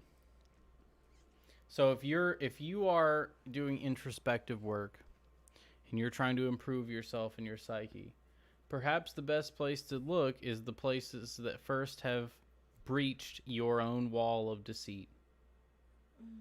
What do you think about that, Brock? I would say that Because that's exactly Puar and Oolong are, let's say, repressed from their counterparts. by embodying the logos, you create the avenue by yes, I which see. to realize your repressed feminine and masculine spirit. Well, depending on which one you neglected. Or, in this case, both. Well, with Pilaf, yeah. Exactly. Right, which is to get a little bit ahead of ourselves, but to say that this is really about Pilaf and what he lacks. Mm-hmm. But by embodying the logos, you create a pathway for those things to instantiate themselves into the world. But I was wanting to say that those are the first things that we'll get through. Is that that which you've repressed is the first thing that's going to notify you to your own flaws. Well, there's a level of causality that's not spoken but implied in Dragon Ball, which is to say that you, the viewer, until you do these things in this order, you cannot realize yourself. What I mean by that is you need to embody the logos. I keep on saying logos. You need to embody that to create the space to realize those things about yourself so they can go out there and approach the Dragon of Chaos. I am the Dragon Balls. And this... Realize yourself. The causality is important. We're about to get there. Because it's important that Goku can't get out of here until this happens, right? It's not a coincidence that after they get out there and they approach this and they confront it, that Goku can then break this wall with his Kamehameha, which is to say, his speaking of the truth in a way that can change the world. He needs to create that space for those things to be embodied out beyond this limitation before he can do that. It's not like, and then this just randomly happened. It's like, no, that had to happen first. And then Toriyama thought this would be cool. Yeah, well, he didn't really, it just kind of happened. He didn't really think about it that much. That's a joke. It's not a very good one. So let's go on. We are talking about this. I should have gone on to the next slide because this is significant. And I will say, starting probably not next week, but the week after. So not next show, but the show after that, which would be actually our... That's our recap, right? Well, that's our recap. Is that going to be a show? I thought we were going to just record that. I don't know if it'll be live. We haven't decided yet. But either way, a couple shows from now, things will be a little bit improved. I'm going to work on our setup. We're going to have 2 screens. Brock will no longer be delegated to the coffee table. Hey, I'm proud of my space. I've created it for myself. Anyhow, we are talking about this, though, and I would have known that if I had my 2 screens already. That's why I mentioned it. But Goku is determined to meet the dragon. Yeah, right? This is a reflection That's exactly what motivates him to continue, is that idea that I was talking about earlier, and how you can approach that in 2 different ways, and you can see, this is exactly why it's framed this way, is because you can see their reactions in the background of being, confronted with this idea of creating and manifesting your own will within the world. Goku sees that as an encouraging idea. No matter the circumstances, they don't. Because they're their wishes are malformed. However, the extraction from them is already outside of the brick wall. Right, the parts of themselves that they've decided to repress that have first pierced through the deceit. That Goku has given the mode of being truth. It's not just Goku. It's the even Logos, further than that. right? Yeah. Mm-hmm. That the Logos has given a mode of existence to go beyond. It's not realized yet. But the hypothetical nature of Oolong and Por, the shapeshifter, the insubstantial, it's already there. It's out there experiencing and interpreting the world for Goku to interpret for them. Yes, I just wanted to draw attention to this particular moment because I think there are some people in the current age that, when presented with the idea that they could be anything and do anything they want, are afraid of that idea and that consequence. Whereas Goku is how you should approach it, which is that, no, this is something divine that you should try to attain no matter what. Right.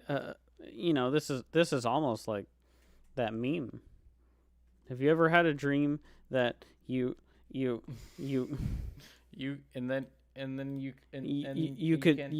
could do so much, you could do so much, you could do anything?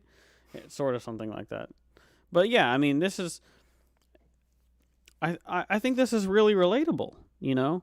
I mean, even if you don't want to admit it to somebody else, admit it to yourself that this image of Yamcha over there on the left, I mean, that's something that a lot of people experience whenever they're confronted with a situation like this, you know?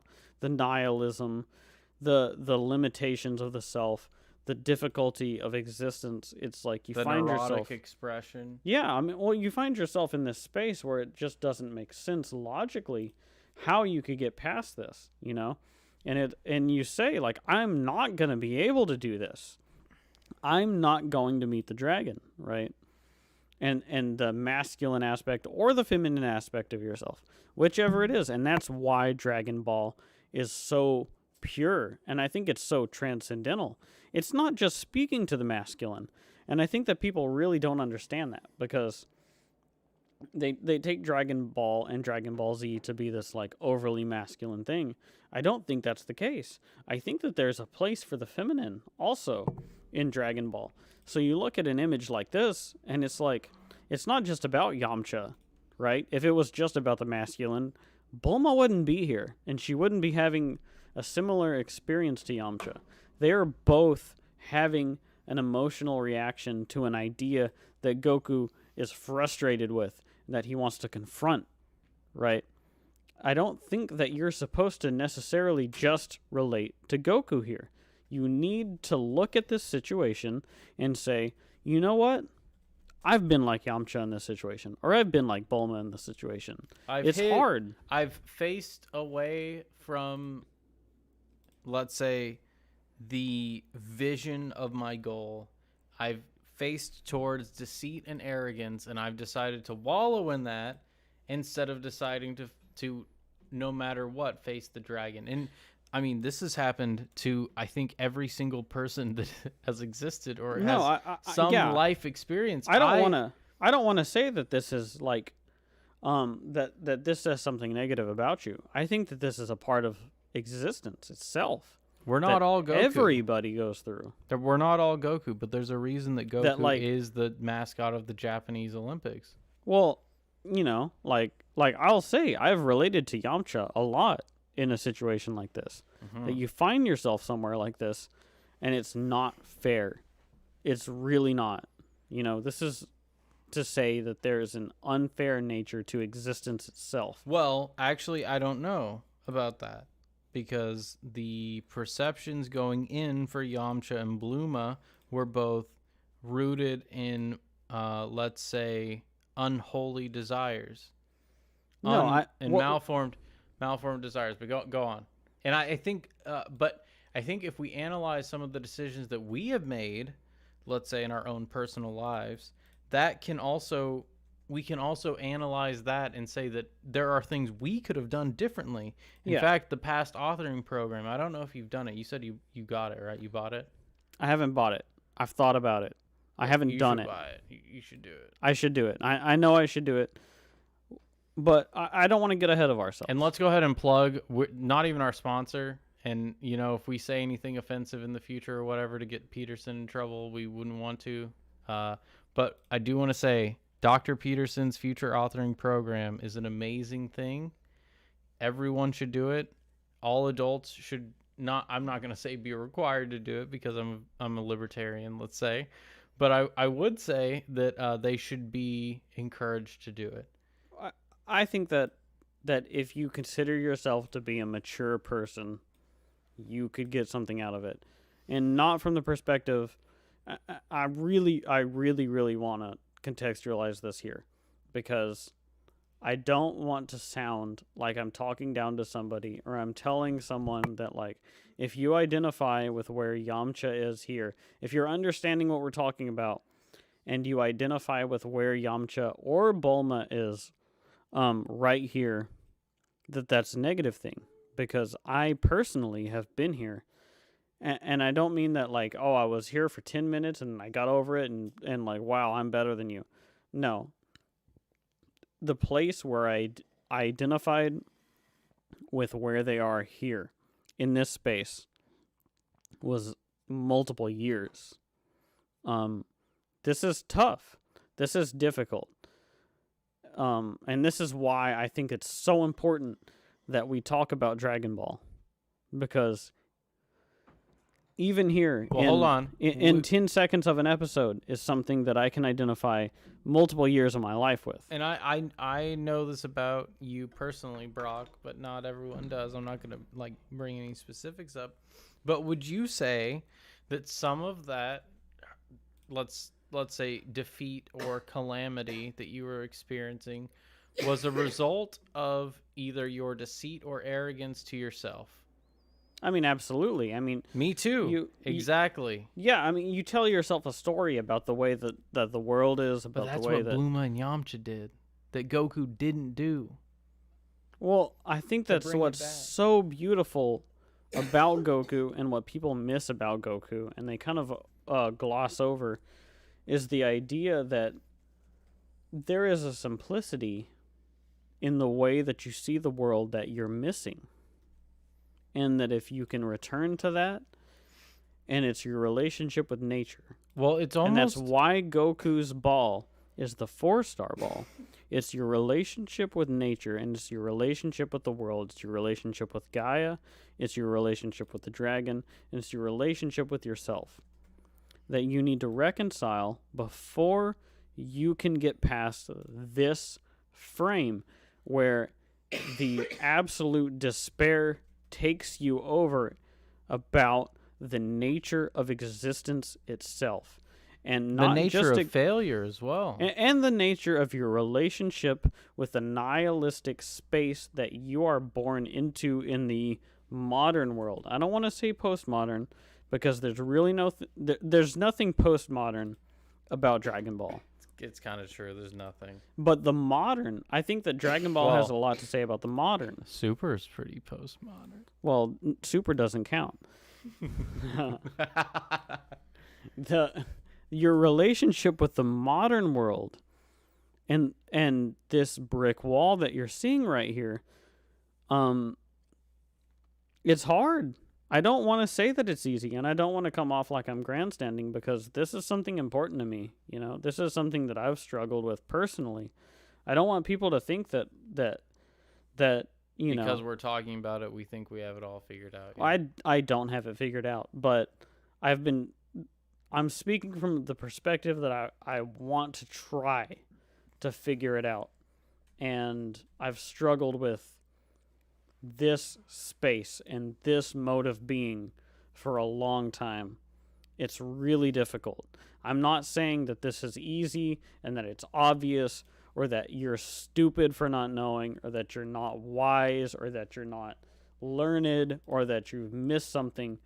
You haven't missed anything, okay? The world that you've been born into sucks. It looks like that brick wall. Not well, the world that we're inhabit today, I think not only looks like that brick wall, but that brick wall has like bean bags and soda pop and comforts. And it's like, stay here, wallow in your own despair. Well, beanballs. beanbogs,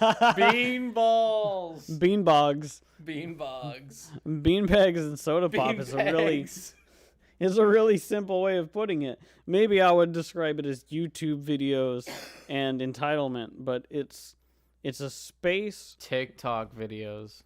It's a space where it's the unfairness of the nature of existence itself, and finding a way to be motivated to not accept that in the first place. And the reason that I say that is because I've struggled with it, you know? Like, I want to talk about this, not because I think that, you know, like, this is the true meaning of Dragon Ball. Here's a 10-minute video. Give me some ad revenue. That's not what this is about. It's not what it's ever going to be about. I'm talking about this right now because I think that it's important and because it's something that means something to me. Well, I think we're going to... I want to, as a conclusion to our summation of season 1, talk about that. Yeah. How the moralization of the show could help the current climate. Because I think yeah. Let's say a certain YouTuber is incorrect in saying that the next step is to create culture, and that's the only thing you can do. It's like, no, the culture is there. We've abandoned the culture. We've abandoned it, exactly. Yeah. Well, I just want to point out that, like, you're not the first person to have this experience, right? I want to say that historically people have been having this experience throughout the ages, throughout generations, and not just a few generations, and not just 10 generations, and not just 20 generations. And like 100 generations back, people have seen this brick wall, right? That you're not alone. And you're so not alone that you've been lied to. And you've been manipulated to think that you could possibly be alone in an experience where you see this brick wall, where you look at Yamcha in just this one frame, and you say, wow, that kind of relates to me. It's like, no shit, Aristotle thought the same fucking thing. Like, this is not new. But you've been lied to, and you've been misled to think that that's not legitimate. And I'm telling you, right now, it's the most fucking legitimate thing that you've ever experienced in your life, because this is the human experience. And if we can just break through the brick wall and see the dragon for what it really is, we can realize ourselves in a way that you could not possibly imagine. And the reason I say that you could not possibly imagine it is because the wool has been pulled over our eyes and has been we have arrived at a place where we can't conceptualize what that means. We cannot contextualize what it would mean to break through the wall. And we don't know what it means to confront that dragon. I want to talk about that. I want to say that this is something that people have been struggling with for centuries. And it's real, and it's so real that the struggle you have is divine. And not because it's religious, and not because it relates to a concrete, legitimate, like, quote-unquote representation of God, but because it is part of that what you're experiencing is part of the human experience. Right. And fundamentally. And I think we're going to get into, in this episode, some of the reasons why specifically that's archetypal and mythological. But I think we've laid enough groundwork on this frame that we can start. There's just so much to talk about. This is obviously. I wanted to rant on it. I wanted to just grandstand on it. When but she yeah. said that it's going to be a 4-hour episode. Yeah. But yeah, Brok always. Okay, let me just say this. Every time someone comments like, "Oh, it's going to be a long episode," Brock's like, "It's not going to be that long." Okay. Look, Pretty much every time. Remember the beginning when you're I'm like, the reason that it's a 4-hour episode. I That's know true. this. That's true. But remember in the first episodes when you were saying we're gonna get shorter. It's gonna get shorter. No, it's not getting shorter. It's getting longer now that Brock has had the freedom to free associate. See, I think that I have a more defined analysis, and that's why I'm able to speak a little more succinctly. Where Brock is thinking while he's speaking. No, I'm. A lot of this is free association. Yeah. I'm thinking on my feet right now, and these are things that mean No, it's something great. to me. It's great. You brought up some over the course of these episodes. You brought up some really good points that I didn't think of. Yeah, and you've offered some different perspectives than what I had originally intended. But let's go ahead and proceed. Yeah. So here, we get a zoomed in Shenron, and this is the moment where Pilaf is struggling to articulate. So if you want to talk about that, now might be the time. Well, I think that Pilaf in this whole equation, right? Because I wasn't really talking about Pilaf. I was kind of talking about the spirit of the masculine and the feminine. Well, that's a new phrase that I'm not going to come back to ever. I think it's important to just point out the relationship that Pilaf has to this, because Pilaf is very like he's unrealized. He is sort of the impotent version of the spirit of the hero, or maybe I would say the spirit of potential. And when confronted with this thing that we see here, the dragon of chaos, the relationship that Pilaf has with the world, or maybe I'm gonna bring up the biggest hard R of all time, which is responsibility. Whoa! Don't go saying that. This is to say that Pilaf's responsibility to himself and to the world, right, is impotent and unrealized. There's a reason that he can't articulate his wish. What do you think about that? I want to speak about a particular interaction I had where someone who wasn't quite on the level of maturity that he or she should have been was trying to engage in a conversation with me, but couldn't articulate the very thing that they were even upset about. Do you remember that? You were sitting right there. I do. I remember this. I would like to hear your interpretation of it. So the reason I'm bringing it up is because that particular person had also been under, let's say, the not under, I don't want to say under, but let's say they were high in the trait of neuroticism, just like Pilaf. And they very much, I don't want to get too deep into it, but I wanted to relate those two things, because if you can't articulate yourself in the world, you're going to be unable to manifest your will into reality. And if you want to have the power to manifest your will into reality, you have to accept responsibility, which goes back to that, that word. Well, you have to you have to accept your responsibility. Is there any beer left in there? There's always more beer left in there. No. You have to be able to, you have to be able to accept your responsibility to articulate those things to the world. What I mean, those things yourself. You have to articulate yourself to the world. Well, those things being a representation of the self, right? It's like, what do you want? What do you want from the world? Okay, this is what you want. Okay, define it. If you cannot define it, if you can't put it out in a way that you can take responsibility for, Well, even then before you that, cannot earn it. if you haven't done the work to be able to form it, when the time comes, you're not going to be able to articulate it. Right.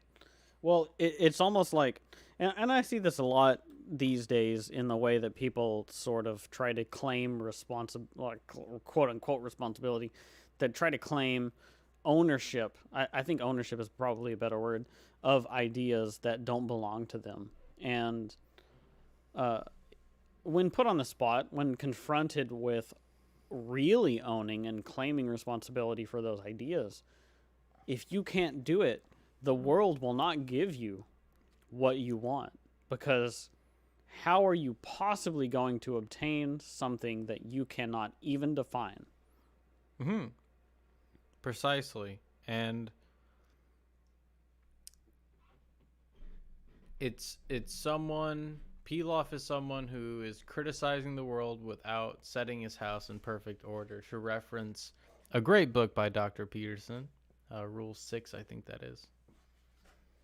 Right. It's sort of this idea that if you're going to go out there and say, I think the world is wrong, and here's how the world would be right. And Under my rule, the world would be better. Actually, Pilaf doesn't even think that.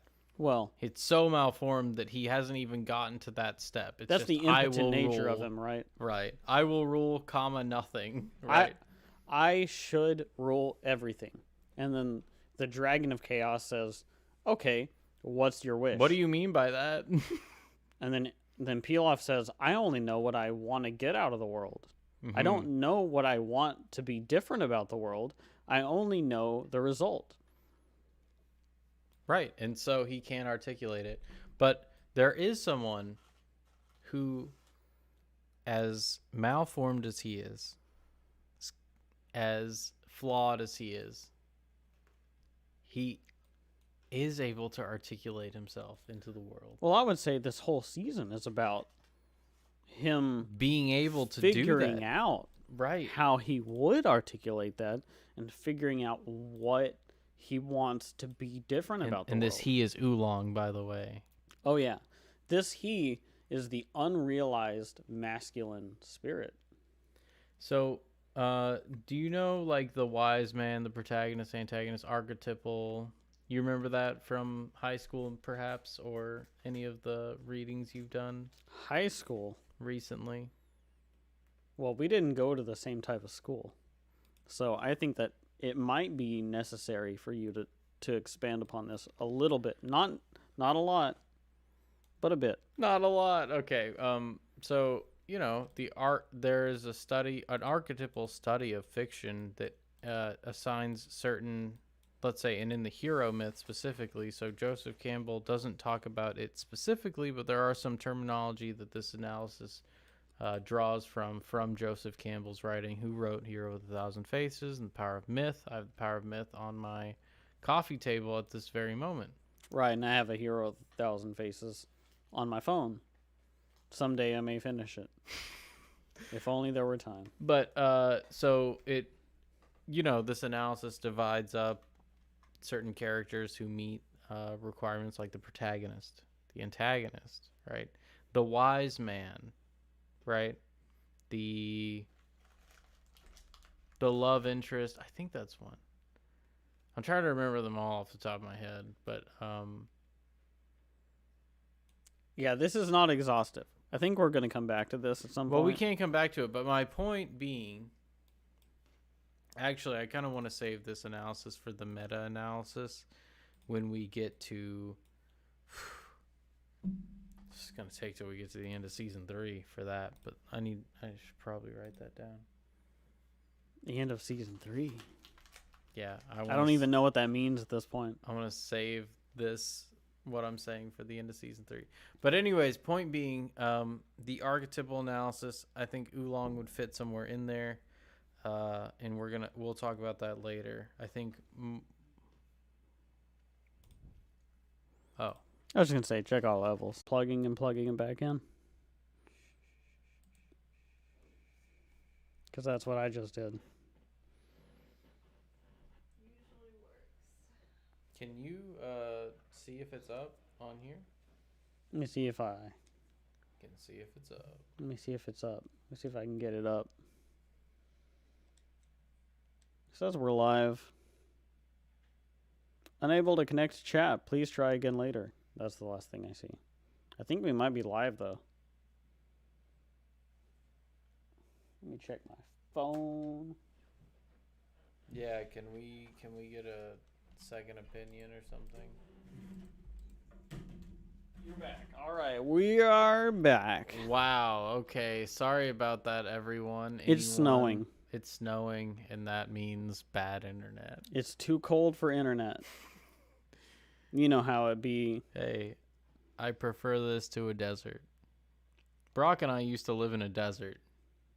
Now we live in a tundra. We do not live in a tundra. Sometimes we do. Sometimes we do. Sometimes I do. So anyways, I love this fucking frame. I just want to say that before we continue. But I wasn't done. I was in the middle of something. Go on. So an archetypal analysis including the protagonist, the antagonist, the wise man. The fool is there, and the fool precedes the hero. That's all I'm gonna say. And I think that Oolong actually fits the mold of the fool pretty well, as far as he is mostly comic relief. He is not morally strong. Well, before we get beyond this frame, I want to say, like, he has gone outside of the walls that is trapping Goku, Bulma, and Yamcha. He exists in a space that can transcend that. And also in this panel, the mushrooms are not insignificant. In that he is standing here. He's got his clothes on, which, like, I'm not a big fan of. I think that, like, we started this episode and I was all about the pig bat dick, and it's gone, and he's back in his overalls. It's like, whatever. The pig but, PP. The wiener is gone, but he is subject to the mushrooms. And here he is again, standing here, gazing upward. And in the background, the mushrooms that dominate the frames here in the desert. I think that's important just because of what's happening with Oolong, specifically here in this frame.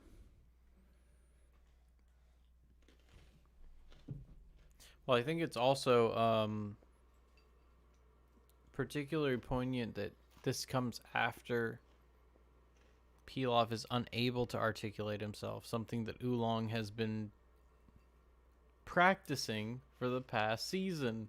He's been working for anyone that says there's no character development. This is it right here. This is the culmination of it. Yeah, I think that a lot of things get played as humor in Dragon Ball. And you can look at it and be like, that's funny. But, like, why is it funny? I hear the girl squirts golden showers. Yeah, that. No, but, like, why is it funny? Even if it's funny, right? Like, even if you think it's funny, why do you think it's funny? Oh, because it's sexual. That's why. It's about poop. Is it a subversion? Subversions are funny, right? If it's subversive and funny because it's subversive, what about it's subversive? Right. But this actually isn't subversive. Like you said, not postmodern. And so here we have... it's not. It is not postmodern. This is modern. The precedent... Not the precedent. The predecessor to the story we'll encounter next season. And here it is. Here it is. This is... Man. Whew. Where do we even start? This is amazing. This is the point of the first season, right? I mean, that's kind of what I take away from this. Is it's like, this is the struggle of the unrealized masculine as interpreted by the archetypal feminine. This is I'm mad as hell, and I'm not going to take it anymore. I'm mad as hell, and I'm not going to take it anymore. Right. That's what it is. Well, okay, well... That... I want to take it back a step and say that Oolong, like let's take everything we've learned from this season and try to contextualize it in a way that makes sense. Oolong is the unrealized masculine that Bulma has created through her mode of being. And what I mean by that is that there are 3 levels. The first level is Goku. The second level is Bulma and Yamcha. The third level is Oolong and Puar. Okay. Goku is trapped within the castle that belongs to Pilaf that resides in the desert. The second level is Yamcha and Bulma, who, being tied to Goku directly, are also trapped there because Goku cannot create a big enough hole in that brick wall. They are also trapped with him. But that third tier is Oolong and Puar, who have been able to escape that space. Now, Oolong is here, not limited by that. Not limited by that nihilism.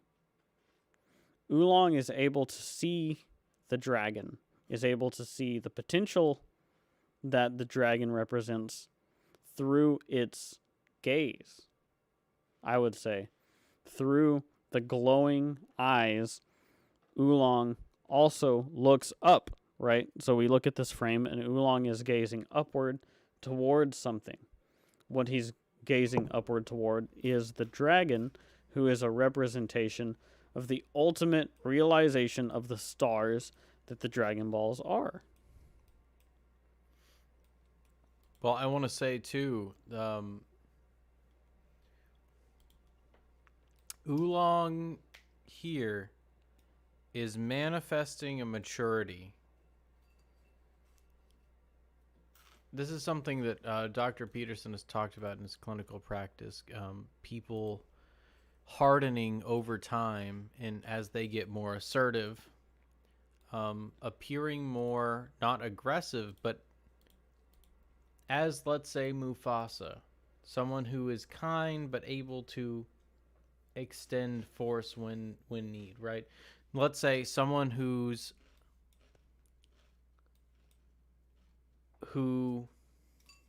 what is the phrase? Well, it's almost concrete. It's almost who wields like, swords and knows how to use them but keeps them sheathed, right? Someone who has teeth, like you said, like we're going to talk about even later in this episode. well, it's almost but like decides to use them. well, for that's good. the idea that the earth will be inherited by the meek.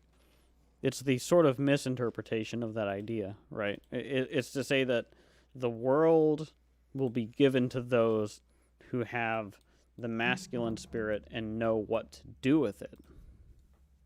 And there's this like clenching of the fists, right? So you look at Oolong here, and he's gazing upward, and he's clenching his fists, and he's having a realization about the nature of his relationship with reality. But not only that, I always want to call it relationship, but the more I think about it, the more it seems to be responsibility that I'm trying to talk about.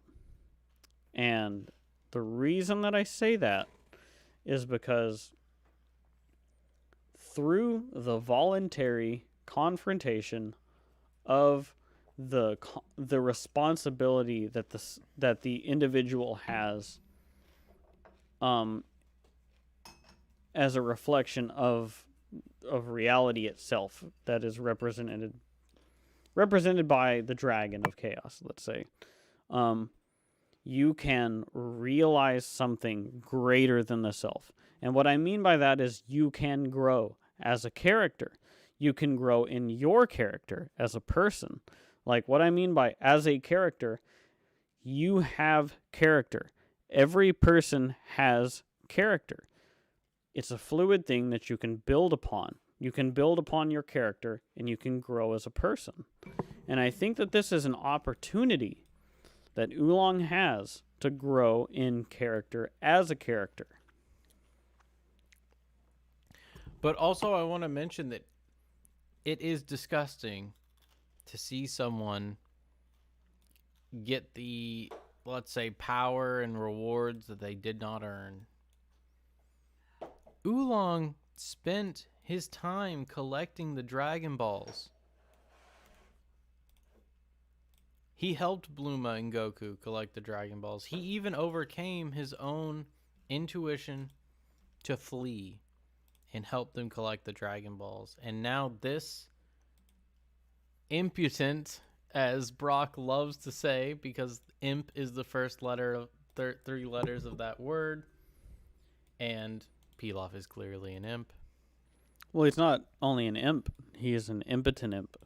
Right. That it's the pun of it, right? But it's infuriating, and even to someone as malformed, even to someone as weak in character as Oolong, he can address that. But I also wanted to mention, why is it that they're able to get through the, let's say, arrogant and the fortress of arrogance and deceit? Well, they, sort of as an idea, have not gotten through it. The reason that Oolong is able to get through it is only as a result of the protagonist's ability to confront it with the spirit of truth and forthright. So then why are they... I know that, but that's like the same for both of them. So why is it Puar and Oolong that are able to get out here in the first place? I would say that Puar and Oolong exist on the same wavelength as Pilaf does, right? Pilaf is as unrealized as Oolong and Puar. They are small. They are depicted as small, and they are able to sort of exist in the same space where the concrete, which is Goku, Bulma, and Yamcha, cannot exist, because what's happening here is a conflict of ideas, right? And those ideas need to be sent out to combat each other, right? And in those, it's sort of to say that the potential masculine and the potential feminine need to both confront the potential malice that Pilaf is, because Pilaf is not the realized malice. I think that Pilaf sort of exists as a potential malice. He exists as sort of a Well, you can think about this, and I'm really actually glad we watched it in the order that we did. This is a prequel to Dragon Ball. Yeah. Well, we tried to skip this originally. Well, because the villain is a predecessor to Malice. Well, real Malice. Oolong is a predecessor to the hero, real Malice. Yeah. Well, But I think a succinct way to say why Oolong and Puar are the only ones that can get out here is because the fluid nature of the ideals that Yamcha and Bluma respectively put into Puar and Oolong. And so one of those ideals that Bluma actually values a lot is bravery. well, But I want to mention that because there's a reason that now Oolong can do this, where in the beginning of the season, he would not have been able to do this. well, this is why the bunny episode is as important as it is. So important. Yeah. Well, not just that. Boss Rabbit. And that's also to you mean say Boss Rabbit. Call him by his proper the Boss Rabbit. Well, that's also to say that it's not a coincidence that it's only after Oolong does what he's about to do that Goku can break through that brick wall. And it seems like a coincidence because the causality that I keep bringing up, that causality is not highlighted, but it is there. It's understated, right? And that Goku cannot get out of the fortress that Pilaf's mode of being represents until the unrealized and potential masculine has confronted but that that's the thing. thing. I don't want to label, because I think Yamcha's the unrealized masculine. Well, I think Oolong is he's almost the foolish masculine. maybe the misguided masculine. I think it's too vague. I think the reason I'm using foolish is in an archetypal sense, meaning that he speaks truth but does not accept the call to adventure, because that's typically what happens with the fool. And that's pretty much what Oolong does. Would you say that maybe it's like the self-serving masculine versus what Yamcha represents as the masculine? I really want to stay with foolish. I think if we're talking I mean, in it's foolish, archetypal but terms, why is it foolish? why is Oolong foolish? No, the foolish masculine as an idea, why is that foolish? You know, if you just want to call it foolish, it's like foolish in No, relation to what? I'm talking about an archetypal analysis. No, I know what you mean, but what I'm trying to say is like to call something foolish, you're making an assertion based on something.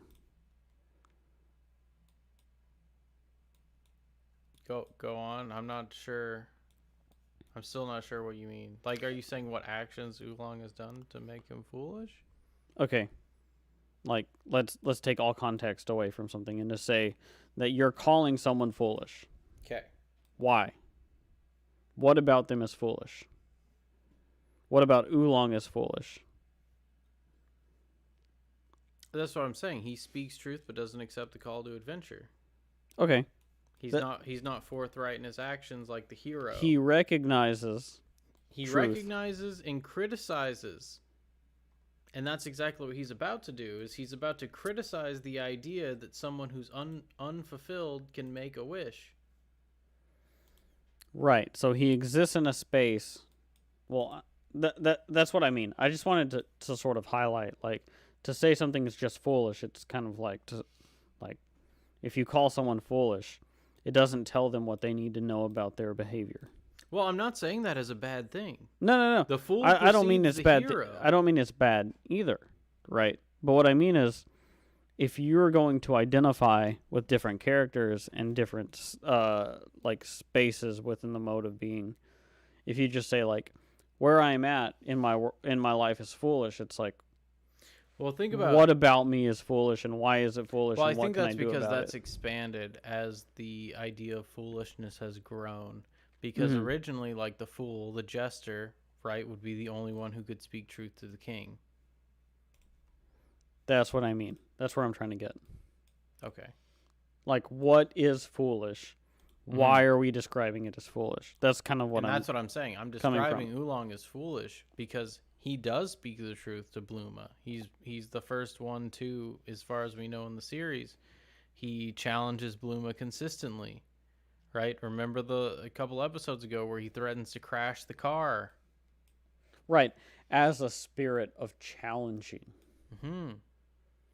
And he speaks the truth in that regard, in that critical view. But the critical view without a direction. He also refuses the call to adventure. He can't ride on the Nimbus because of that. He's not forthright in his actions, which are all things that aren't required of the fool, but the fool precedes the hero, and that's what we're about to see. That's what I'm trying to say, is that like, if you were to call somebody foolish, if they didn't have the context of this conversation necessarily, they might interpret it as just like he's stupid. Well, to mean something that it doesn't really mean. So to call someone foolish and to describe and define the fool is something that people don't they don't interpret it to mean the same thing that we do. Just because we have a little bit of a more archetypal sort of substructure to base it off of. And that's to say that like people don't know what Patchface is about when they read Game of Thrones. Mm-hmm.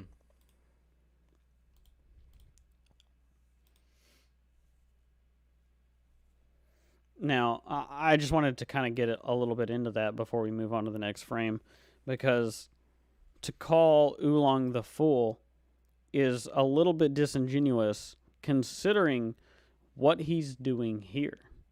Because what he's doing here is not foolish. I disagree. Well, let's see it. So, a couple things here. We see Oolong charging in. I just need to say something before he does. Oolong says in the dub that I'm a coward. It shouldn't be me that's doing this. And Puar is shocked. But I'll go ahead and let Brok speak first, because I think he's going to have an assertion that what Oolong is doing is not foolish. Well, I want to say that inherently what he's doing is embodying an idea that is not foolish. Now him as a character, I think that maybe he's still in that sort of foolish space, but what he's doing sort of aligns with something that's bigger than what he is, right? But the fool, on an archetypal level, the fool is something that challenges the nature of predetermined how do I want to word this? He challenges the nature of a pre-existing structural context for the sake of challenging it itself. And Oolong does this here by saying, I just need to say something before he does. Which is to say that the not even the unrealized masculine spirit, but maybe I almost want to describe what Oolong's doing here is almost the what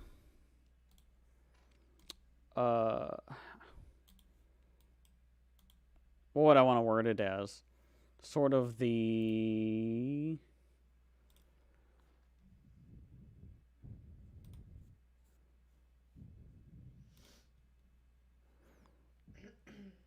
it's almost the emotional level that he exists at.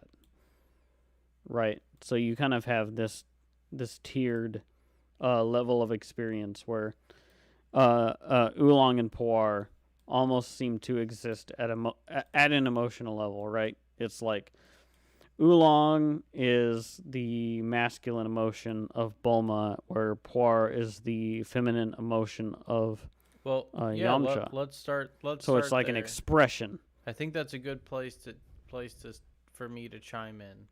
Why it's Oolong instead of Puar? Why is it? Because the logos is that which acts. Right. I was thinking the same thing, where it's like it couldn't be Puar because the masculine expression in and of itself on a purely base emotional representational level is that, right? So if anything was going to be able to reach out and try to grab that thing, now that thing being the wish, that thing being the conceptualization of the wish. If you were going to choose between the feminine emotional drive and the masculine emotional drive, it's going to be the masculine emotional drive that seeks out to grab it. And the reason that it is the masculine emotional drive is because on an archetypal level, the masculine represents the thing that goes beyond the mapped and the understood to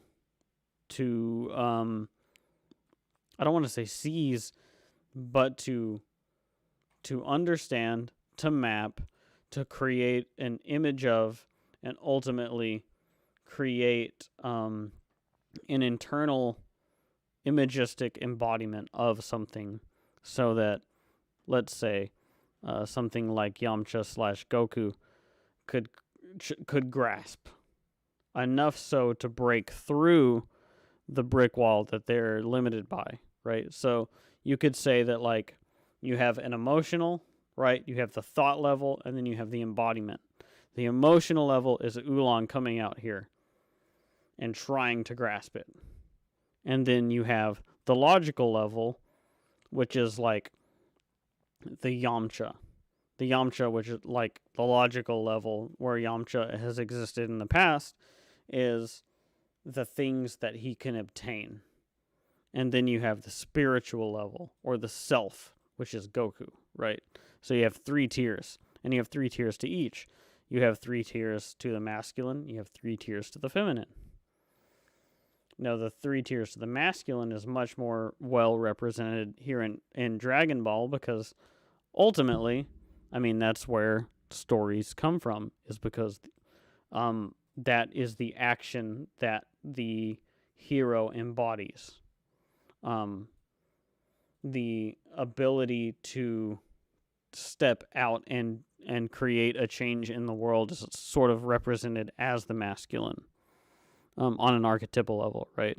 So the separation between Oolong, Yamcha, Goku is, I think, that thing that I'm talking about, right? Which is like the emotional, logical, spiritual.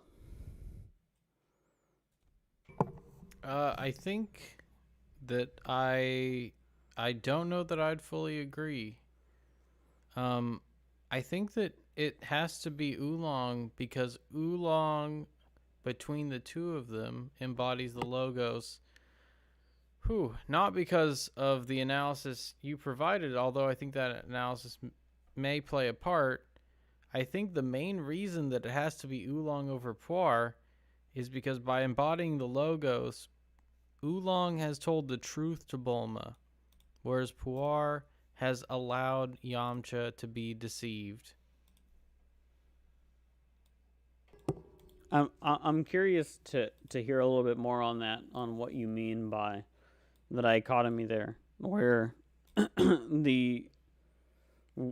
what you mean by Oolong has embodied sort of a more true interpretation of reality versus what Puar is representing.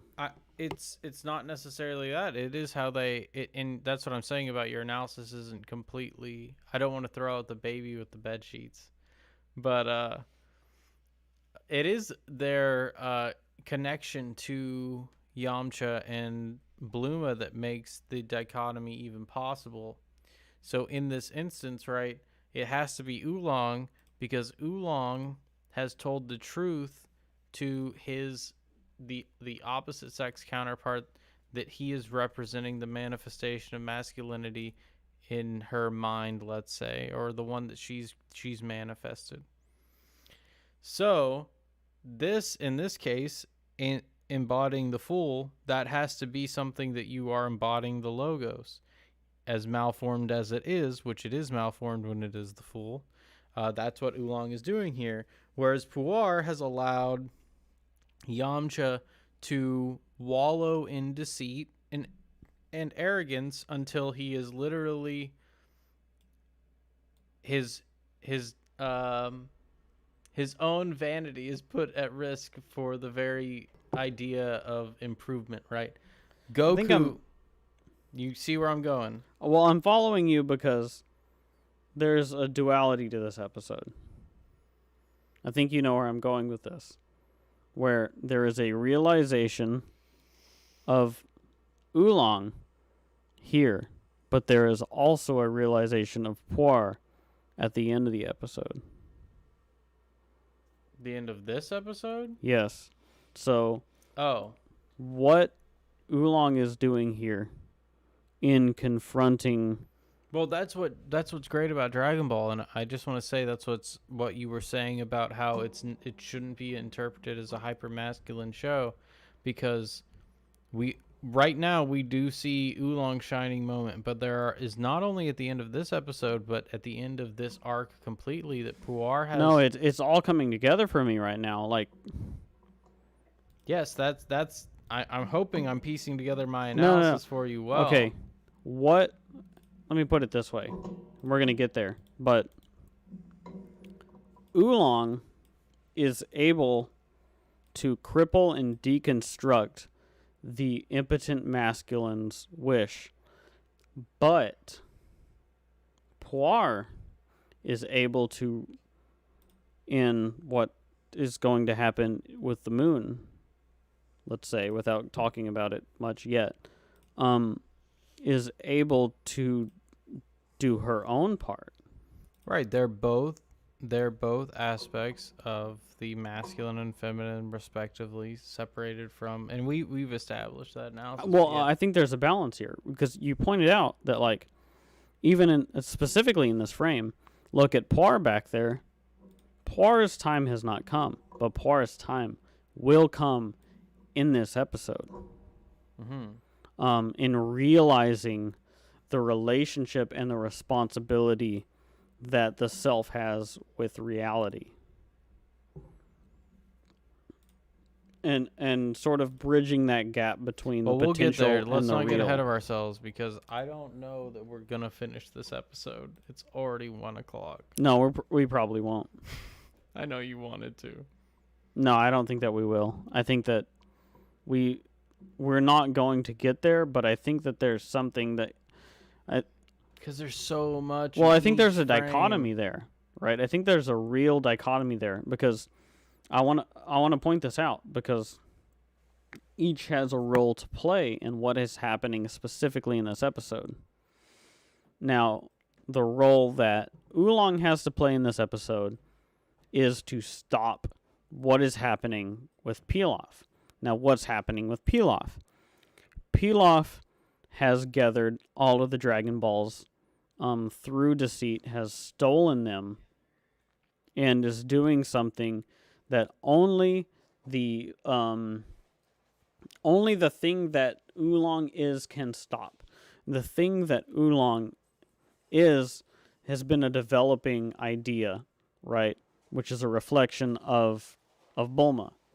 So Bulma, as the archetypal feminine character, has this extrapolation from herself, which is sort of like her relationship with the masculine form.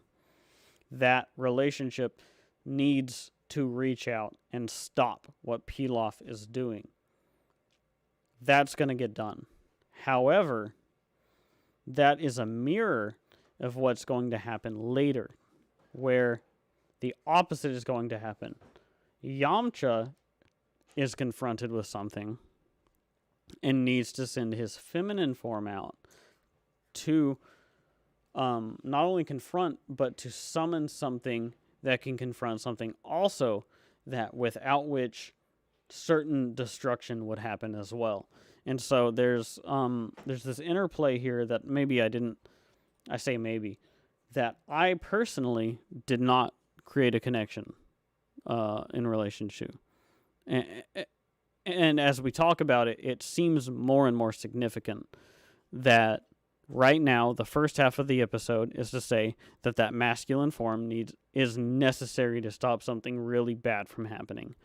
But the second half also has something to say. But it's not just that feminine spirit is also necessary to stop a similar level of malice from happening. It's not just that it's stopping something bad from happening, I would say, because the way Oolong goes about it is to ridicule the very idea of Pilaf. That's why he's the fool. So let's go to the next thing here. Pilaf, I wish for world. I wanted to put this because it is the inarticulation. And it is Pilaf, as we saw him before, let's say meager and meek. But now he is able to begin to articulate himself after a good bit. But I just wanted to establish this. He's about to make his wish. And this happens. This very thing, which is exactly why Oolong is the fool. He is the predecessor to the embodiment of the Logos. think that's a good way of putting it. It's I kind of want to come back to my idea of sort of this trinity of emotional, logical, and spiritual, where the oolong is representing sort of the base masculine emotional spirit here. It's sort of the thing that Pilaf cannot really articulate. Pilaf wants control, right? He wants to control the whole world. He wants the world to be subject to him. But there's no specificity to it. The specificity here, which is like a humorous thing, is expressed through oolong, right? The specificity is that, like, this is what I want. Give me a pair of girls' panties is sort of a joke line to say that, like, he wants I think it's multifaceted here, but it's a critique on Pilaf, right? Well, the idea that, let's call back to Pilaf's image whenever he's the emperor and he's holding his staff up of death, right? I call it a staff of death because it's got a skull on it, and he's got the sort of geisha style women kneeling and gaze and sort of with their eyes closed, showing reverence to him. It's this idea that he's not articulating, right? Their eyes are closed, and he also is not internally representing them as women who are aware of him. Well, their eyes are closed because they can't actually see him. Mm-hmm.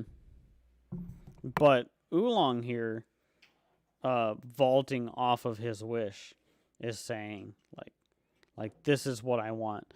But the really funny thing about this is the complexity of what Oolong is wishing for. And I've spent a lot of time thinking about this. Like, the idea that, okay, I don't know if the idea is even articulated by Toriyama here. And I'm going to try, and I don't know if I can do justice to this idea. But what happens within the first few episodes of Dragon Ball is that as Bulma comes into contact with Goku, she loses her panties. And it seems funny at first, but the idea that really, really blew my mind about the beginning of the story is that when Bulma is confronted with Master Roshi, she no longer has them, and then accidentally reveals her vulnerability to Master Roshi because she no longer has, well, those panties. And Owl had said that they sort of represented this, what's the word I'm looking for? It's sort of like, no,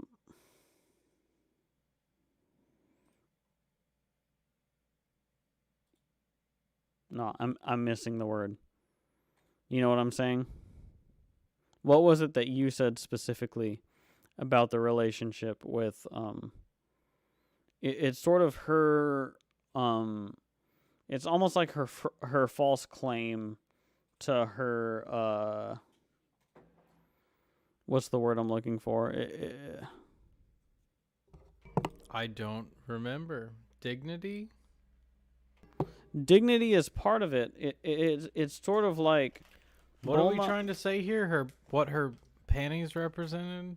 Yeah, well, you had said this earlier in our episodes, and it's like Bulma has lost her claim to something, and that thing is represented by her encounter with Goku, right? And sort of like her interfacing with Goku being the forthright nature the logos experiencing the feminine spirit, right?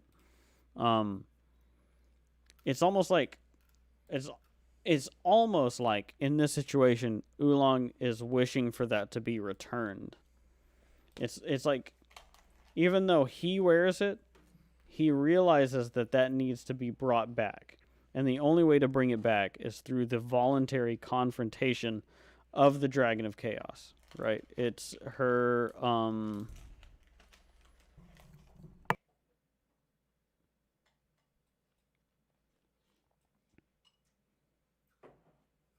gonna have to give me a second because I can't think of the word. I thought you might remember. I do not remember. But I want to say here, like, this is why my analysis of Oolong is what it is because here he is critiquing Pilaf by wishing for something as base as what he's wishing for. Something as inarticulate as he's wishing for. Modesty. But something, ultimately... Well, you have to think about it from Oolong's perspective. He doesn't really want them to cover anyone, right? He's not going to give them to a woman. I think modesty is the word I'm looking for because it's sort of like... Oh, I see. As Bulma is confronted with the idea of good, she loses her claim to modesty, right? It's like, if I reveal myself Right, exactly. this masculine form, I no longer have the modesty that I thought that I had because I have encountered the idea that Goku represents. And there's this idea that's so deep that I can hardly wrap my head around it, but it's like, as Oolong is making this wish, it's almost like he's saying, I have taken the modesty for granted from Bulma. Give me it back. Return the idea of modesty to me in the way that I see the world. The idea of modesty really it sunk in when you mentioned it in that earlier episode, because all I could think about was what Oolong was going to do when we got here. That idea that the first wish in the story was going to be for that modesty to return, and it's kind of a joke, and that I think it's really funny that you compare him to that idea of sort of the fool, because he wears that modesty himself. It's not like he wishes for it and then he gives it to her, right? He wishes for it and wears it on his head. And I think that he does that because it more relates to the way that he sees the world, and it relates to the way that he interprets the feminine, that there can exist a modest nature of the feminine. And so he wishes for that modesty, right? And That's then actually, he wears it. I'm really glad you arrived at this point, because that's where I was going with my analysis of his fool archetype, because the fool integrates himself at the story to give rise to the hero by doing just that, by giving the hero the thing that they need most. And what Goku needs most right now is to be returned to the idea of feminine modesty. So I'm glad you got back. I'm glad you got to that point. It took me a second because I couldn't think of the word, but that modesty seems to be tied into what's happening here in a way that I can't separate it. Like, it seems to be tied into what happens at the beginning of the season. It is. It is. That's why it's the modesty that Bulma loses, that he needs to return to her. Oh, I'm seeing a low. Maybe we're still online, but things are a bit spotty right now. Weather's weird, but that modesty seems to be something that he needs to be able to respect. And when he respects that, that means that Bulma respects that. And when Bulma respects that, that means that Goku respects that. And when the full respect is brought together as a I want to call it sort of a relationship between the masculine and the feminine. There's a reason that only after Oolong realizes that this is the wish that he needs, that Goku is able to break through. It's not a coincidence. Right, because he fully embodies the fool. That's the archetypal fool, well, which gives rise to the hero, right? And that's why I keep mentioning it, because that's what Oolong is doing here. He's fully embodying the spirit of the fool by embodying the logos the best his malformed self can.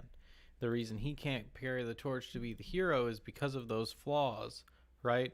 But he does what he can in criticizing the spirit of the unholy, which in this case is the potential unholy, being Pilaf. Well, I think that might be why I'm trying to make this weird sort of correlation between sort of the emotional, the logical, and the spiritual, because it's like on an emotional level, you need to be able to respect the need for the modesty for the feminine and return it to the place that it belongs in before you can break through the nihilistic substructure that Pilaf has created here in the desert, which I would call the lack of meaning inherently. It's not just that. Accepting that respect for the feminine aspect and the feminine side of yourself is what allows you to then go on later to improve yourself in the next arc. I would say it's the internalization and the this is character development, though. That's what people are like. Oh, there's no character. Goku's the same. It's like, no, this is character development. What's happening right now? Yeah, there's a reason that you called this a prequel, because this is all the groundwork, right? Mm-hmm. This whole season is about balancing the scales and saying that, like, there's a point where it veers off, as evidenced by the bunny episode, and the respect is not given to the feminine aspect. And Oolong does something divine to reincorporate the divine nature of the feminine aspect. Got to check our internet here. But what I was saying is, I think that there's something divine about what Oolong does here, right? It's funny because it seems like a joke, but it's supposed to be. But I think that it's divine. I think that it's really, really, really important. The best jokes critique, right? That you go out there and you find that piece of denigrated sort of disrespect to the relationship between the feminine and the masculine, and you bring it back and you give the respect back. And that's why he wishes for, like, girls' panties, because it's like the panties represent that modesty that we talked about that Bulma lost, like, in the second or third episode of the series. It's like that happened before Oolong existed in the story, right? So for Oolong to make that wish, it really ties those ideas back together and says that, like, you need to reintegrate that respect. You need to reintegrate the divine nature of the feminine. You need to reintegrate the respect for the opposite sex. Because if you can't do that, you cannot move beyond the thing that Pilaf has created. And you can't move beyond the wish that is motivated by the nihilistic nature that Pilaf represents in the story. It has to be respected. It has to be integrated. That's what I think of this, anyway. It is interesting to hear some ideas that you're having about the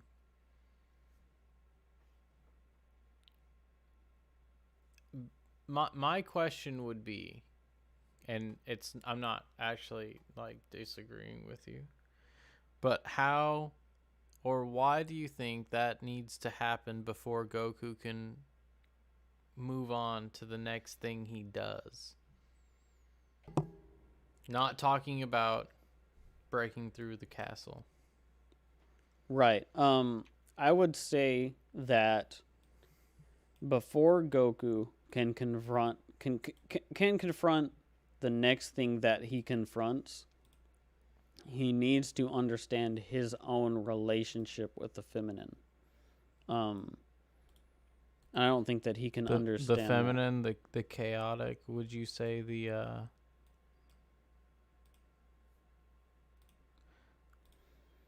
I don't even think I would describe it as the external feminine, but I would almost describe it as the internal feminine. It's almost like a centering of the self. It's sort of like there is an understanding. Well, I don't want to get ahead of myself, okay. But since let's continue. Since you did mention it, let's continue then. There is a point to it, and obviously, the wish and the motif of the shooting star or the star, or it's we've talked about stars, from, right? The divine light. The Lord said, "Let there be light," and there was light. It's the divinity of you speaking your will. And on an archetypal level, it's understanding the correlation between more than one star. That is an archetypal level, yeah. Yeah. And there it is.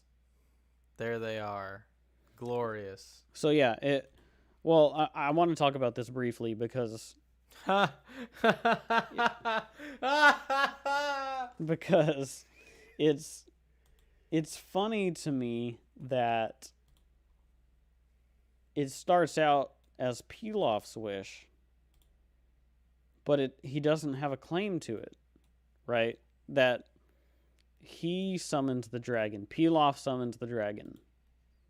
But it's not his wish.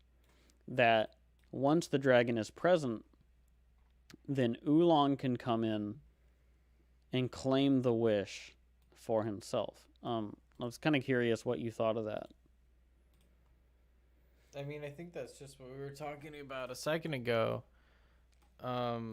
With why it's the fool. Well, what I think, anyways, is it's the fool that has to defeat the.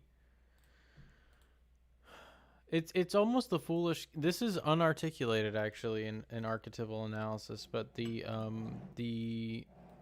not so much the henchman, but it's someone who precedes real malice in mythological stories. So think of like Honest John in Pinocchio is the one I always go back to, or like the orcs in the Sleeping Beauty story. There is occasionally archetypal and antagonistic figure that is not the primary antagonist, but does facilitate a purpose nonetheless. And that's pretty much what Pilaf is here. And this is the foolish triumph over that. It's almost like a sub-hierarchy to the antagonist-protagonist relationship. And so what we see is the fool criticizing and speaking truth, even in his malformed state, is able to supersede the will of the malformed malicious. Right. I think that's to say that the criticism of the fool can instantiate itself in the world in a way that the unrealized malicious nature that that Pilaf is embodying could. That's why he. Well, I think we need to talk about specifically, and this is something I would like to hear your perspective on, because I was more coming from, well, maybe not more, but I was coming from the view that Oolong's wish specifically critiques Pilaf's wish, as well as what you were saying about modesty and what we pretty much agreed on, but I think that precedes what Goku needs, because Goku really is the protagonist of the story. However, like we were saying, what do you think the critique is on Pilaf's wish? Well, the first thing to point out is that Pilaf's wish is malformed. That Pilaf has an idea of his ultimate goal, but has no wish of like what would give him that goal, right? It's like to say that you want to have a thing and have created a thing, but you don't really know what it is specifically that you want that would give you that station. You know, it's sort of like if I were to ask somebody like, what do you want to do? And their answer was to say, I want to have created something great. It's like, well, it's so nebulous and it's so sort of inarticulate that even a criticism of the idea that you would want to create that is more concrete than the nebulous nature of that wish. I kind of see that as how immature Pilaf's wish really is. And so Oolong's wish is far more substantial than Pilaf's wish is, because Oolong's is based on something that he can speak to, and it's something that is like Oolong had voiced his wish originally as having a harem, right? And I think that that's really important to point out here, because he doesn't run up here and bounce off of Pilaf's head and say, actually, I want to have this big thing. He wishes for something on the individual level. The fact that he wishes for something on the individual level is divine to me, because that is necessary. That's to say that, like, I think that when you can ground your wish and you can lay it low and put it in the perspective of something as on a level of simplicity that's on the individual level, you can instantiate it in the world. Whereas Pilaf's wish is so lofty and doesn't really have any basis. It's like he's wishing for a destination. When he does that, it puts him in a space where he's vulnerable to somebody like Oolong coming along and saying, I've already articulated an idea of a wish that is on a personal level, that is concrete, that is realized and can be recognized specifically in my personal experience. He just comes through and says, I want this thing. And that's a big deal for Oolong, right? Well, I think that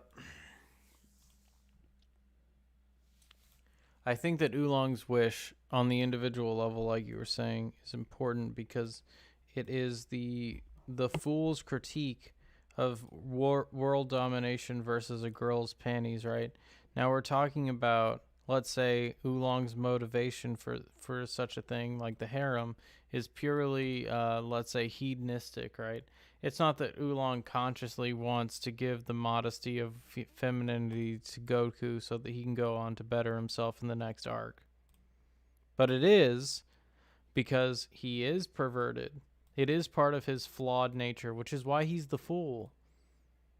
So he is exhibiting the spirit of being oriented in the right direction and not knowing exactly how to get there. But if you are orienting yourself in the right direction, you are already going to be in a better place than someone who can't square any part of himself because of the neuroticism and rumination that he experiences and participates in. I think that there's something really special to be said about where Oolong has arrived, though. It's a really big character development for Oolong, You know, when we last checked in with him about his wish, he was like, even at that time, he said, I want to have, a harem of all these women. And then Goku kind of, as the Logos, challenges him and says, okay, well, your experience of women is this, which is Bulma. Multiply it out. Is that what you really want? And Oolong stops and says, I don't know. Right? It plays as a joke, but here's the reality of it. It's that if you can boil that thing down to the personal level and to say that, and this is not all that different from what's going on with Yamcha, right? Because what Yamcha wants to wish for is the bravery that he needs to have a girlfriend. He doesn't want to wish for a girlfriend, and he doesn't want to wish for a harem. And it's also particular to mention that bravery is what Bluma sees manifest in the masculine externalization that she hasn't incorporated. Yeah, I mean, this is one of the things that's missing. It's one of the key character attributes of Oolong is that he's cowardly. It is, and yet there's something really inherently brave to the way that he's doing this, right? Well, this is the wish. Exactly. I mean, it's funny to say that there's something brave about what's happening on the screen, but compared to the wish that Oolong had challenged by Goku, the Logos, it's like he could just simply wish for the harem here, It's what's not stated. It's sort of to say that. Well, it's also to say that this is someone who is not going to, when pressed, become a tyrant. It's to show that Oolong does have some moral character. Yeah, I think that this is introducing the idea. Now he plays into his own perversion, but that's okay because by doing that, he's showing Pilaf that even at his worst, he's still better than Pilaf. Right. Well, it's a weird inversion, right? Because you look at Pilaf's wish, and Pilaf's wish is for everything, right? He wants the subservience of the world.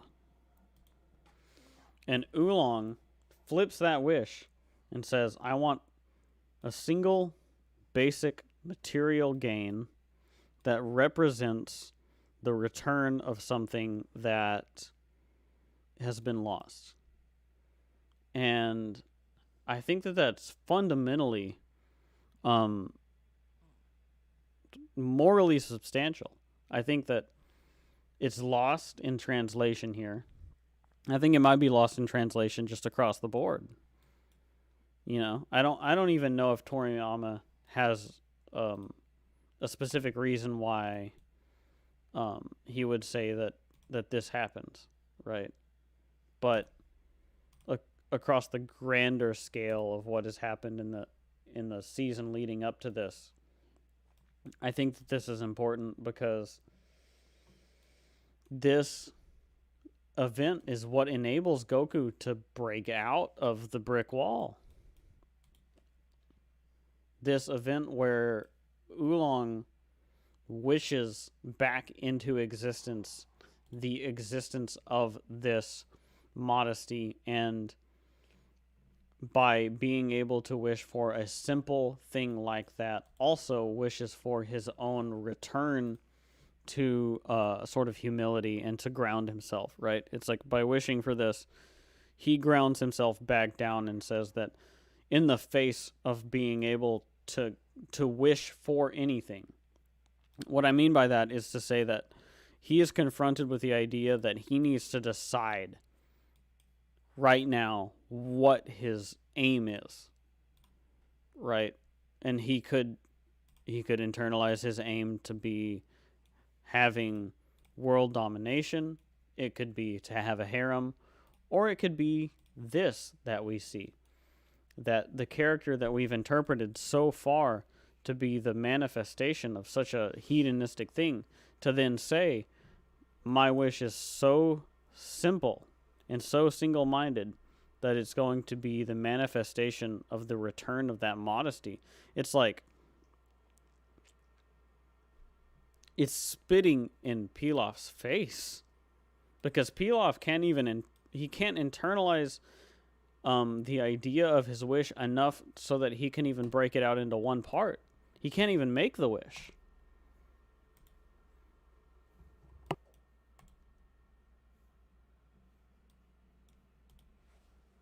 All right. So I think we're going to have to call it here in a minute because we've been streaming for a bit. I'm getting pretty tired.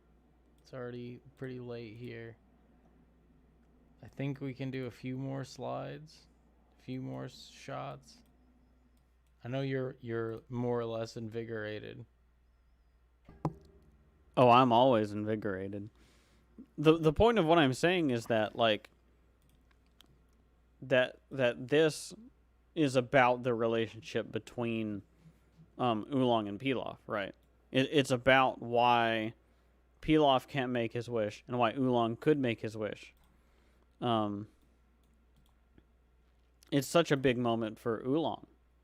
You know, I mean, we knew that Pilaf was impotent all along. There's nothing new about Pilaf happening here, right?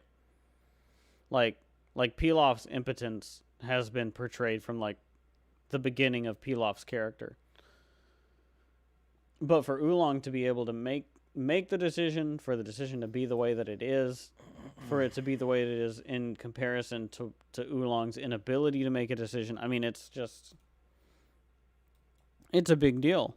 And I mean, especially like to just dial it back a little bit and think about the situation we were in with Oolong originally, right?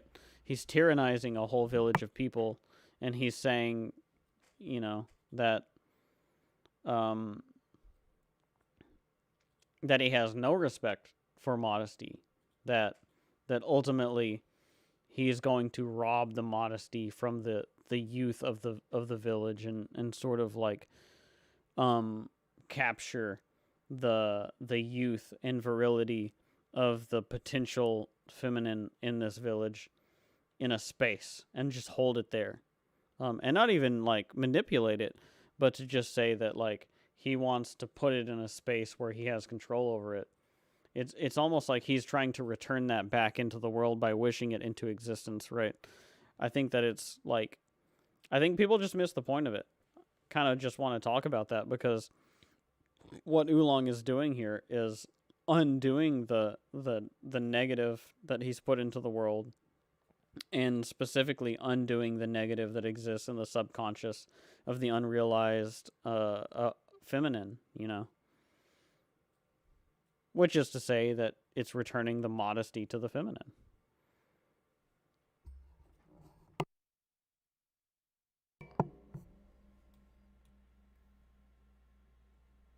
I think I agree. Let's move on. All right, so well, see, I don't even know. Like, I do agree that that he's giving that back to Goku. I don't know that's exactly what he's doing with his own arc, because it is perverted intentions that lead him to do it. I think it's the foolish nature of speaking truth no matter what, and if the truth you're speaking is your perverted expression, then that is going to be superior to someone who is unable to articulate their will into the world. But I'm falling apart right now. We're gonna have to end on this one. So, all right then.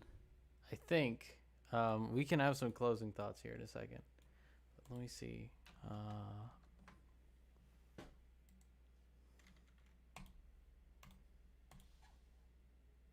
No, we can go a couple more. Can you go a couple more? I think I can. I want to get to one particular one that we can close on that will actually be kind of fitting. Okay. So, right. this is Bluma saying Oolong's perverted side came in handy. They're triumphant. They're outside now because Goku did blast a hole in the wall. He was able to because, like we were saying before, Oolong has been able to give Goku back the respect and delineation of the feminine to aid in the power of Goku's ability to speak the truth, and it allows his Kamehameha, which is just a facsimile for that truth-speaking power, to be all that more potent and blast through the fortress of deceit and arrogance. Which is to say that the sort of emotional nature of the masculine's relationship to the feminine, just like the expression of the desire for the feminine, is so far superior to the impotent nature of what Pilaf is doing, right? It's just like the idea of just being superior is just destroyed by even like the natural what I would say natural sexual inclination towards the feminine from the masculine. Right. It is Toriyama putting these two modes of being in a hierarchy and sorting them in order of their potency. Yeah, it's like you need to put these things. That's where his commentary. It's like you need to put these things in their proper place because that'll just. It's so much more potent than just telling yourself that you deserve something.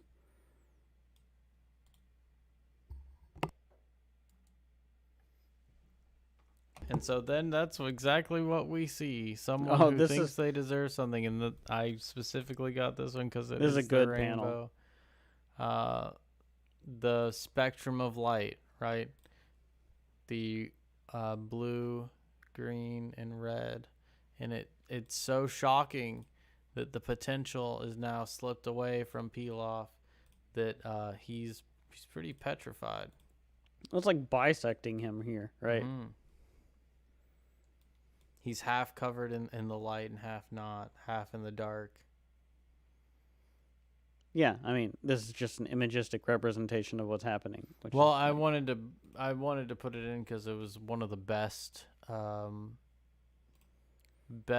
versions of that brilliant light that we've seen so far. And this is actually after Oolong's made his wish, so this is when the dragon is getting ready to leave. Yeah, this is when Pilaf has missed the chance to make his wish, right? The sort of I call it emotional, but it's almost like the primordial masculine has reared its head, bespoke. It has put into the world what it believes to be the proper mode of being and its wish.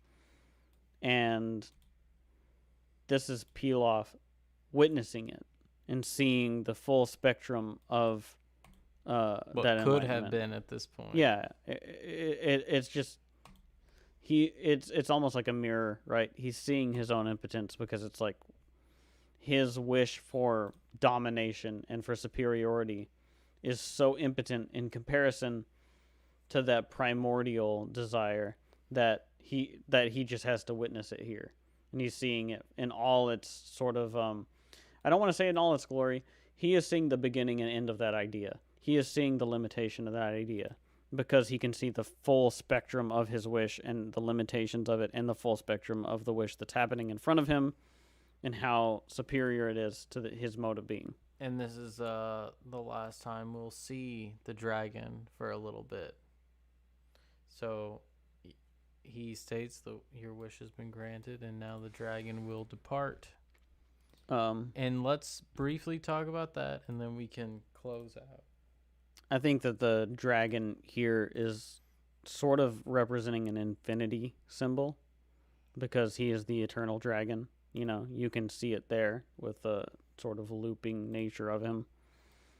You know, I just kind of wanted to point that out because he is as a concept, the eternal dragon, and the relationship between the eternal dragon and the desire for that masculine spirit to return the respect for the feminine nature back to itself. I think are intrinsically tied. You know, it's something that the impotent nature of Pilaf really can't interface with. But what Oolong is and what he has learned throughout the first season is something that he can interface with. He can put that in the place that it belongs to be. But yeah, this is just something that Pilaf, it's beyond Pilaf right now anyway. Well, I want to say why the dragon departs, and actually, I think we will go to the next slide real quick. But that's it. That's my final straw. But yeah, this is something that they can't contend with, and this is when the dragon is going to disappear, posing in this way. Specifically, I think you nailed it on the head when you were talking about the infinity symbology within. It's the natural way for you to confront the culmination of your journey. And I think that's part of Pilaf couldn't do that because he didn't have a journey. Well, Pilaf wants to conquer Shinron, I Right. think. Well, He wants to think of Shinron as a means to an end, whereas the thing that Oolong is doing is putting an aspect of femininity back where it belongs eternally. He's I don't know. I don't know if that I'm not gonna read that. I don't think I'm reading that as hard as you. Is what I'm saying. Okay. Because he doesn't give the panties to Bluma. Right. Well, he puts them on his head, Yes. which is to say that he is as far as his understanding of the feminine goes, he is creating a divine understanding of where the feminine belongs and putting it literally on his head. He is on a divine level understanding where the feminine belongs. I think I agree with you in the sense that it is a base instinct, that natural sexual attraction, right? What I'm missing the idea here, because I also understand how it gives the modesty of femininity to Goku specifically, but I can't see how that gives it to Oolong. And Oolong actually, well, let me just let you answer that. Let me put it this way. Oolong has, over the last few episodes, arrived at a point where he no longer respects Bulma, right? Especially given sort of the events that happen with the Ox King, right? And so this wish creates an understanding of the proper place where the femininity belongs in a balanced state, and he wears it on his head because it's about putting it's about him understanding the divine place for the feminine eternally. What I mean by that is that respect for the feminine is something that doesn't go away. It's not something for him to conquer. It's not something for him to be like, then I win and I have the woman. It's something for him to understand about femininity, for him to adorn upon himself. And what is it he's understanding about femininity? The proper place for femininity in relation to, well, I don't want to just call it the hero, but the proper mode of being for the masculine. And where is it in relation to the proper mode of being to the masculine? It's understanding that even though... No, but where you said where is it? You were saying it's the proper place for it. It's the place where even though you have witnessed that modesty could have been lost along the way, It is knowing that you need to return that modesty to your interpretation of what femininity is and holding it in a high regard. I think you need to add this to the list of things we're going to talk about, because I think we'll still have more to talk about on this particular subject. What I mean to say is, like, I'm just going to boil it down to like Bulma and Oolong, right? So, like, Oolong's ability to denigrate Bulma and put her in the bunny costume and look at her as an object is a result of her losing her modesty because of her inability to act in a forthright way after encountering Goku. Yes? Mm-hmm. I follow with that. Oolong's wish is understanding that even though that has happened, you still need to respect the feminine nature. That's what I'm saying. Why is it that his wish represents that? I mean, because that's the way that you find balance in the world, and that balance is what allows the hero to break out of nihilism. No, that's not really what I meant. I meant, why is Oolong's perverted intention overshadowed by the fact... I think it's really hard to articulate, but I think it's sort of a sense that, like, it is the understanding that your sexual desire for the feminine is born out of a respect for the feminine nature. Right, but I'm trying to figure out how the panties that he wishes for are giving the respect for him in that regard. Like, those panties are the modesty, right? The self-respect that Bulma had and the respect that the masculine should have. Well, I can see that for how Goku interprets his wish. I can't see that for the interaction between Oolong and Bluma, because Bluma never actually gets the panties. He wears them on his head, which right, I they're think not what for you're Bluma. saying. I think what you're saying. If Bluma got the panties, it would be about her interpretation of herself and the role that she plays in the proper relationship between the feminine and the masculine. And so by putting them on his head, you're saying he's subordinating himself to the idea of the feminine.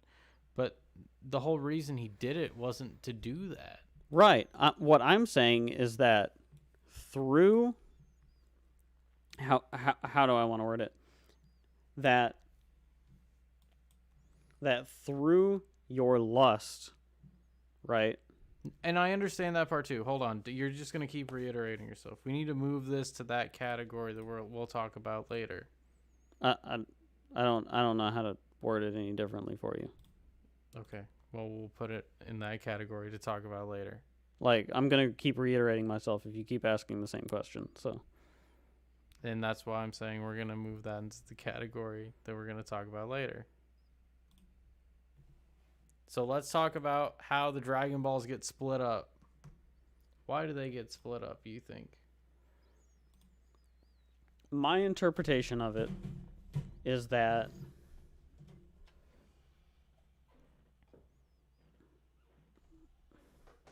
I'm trying to think of a good way to articulate this.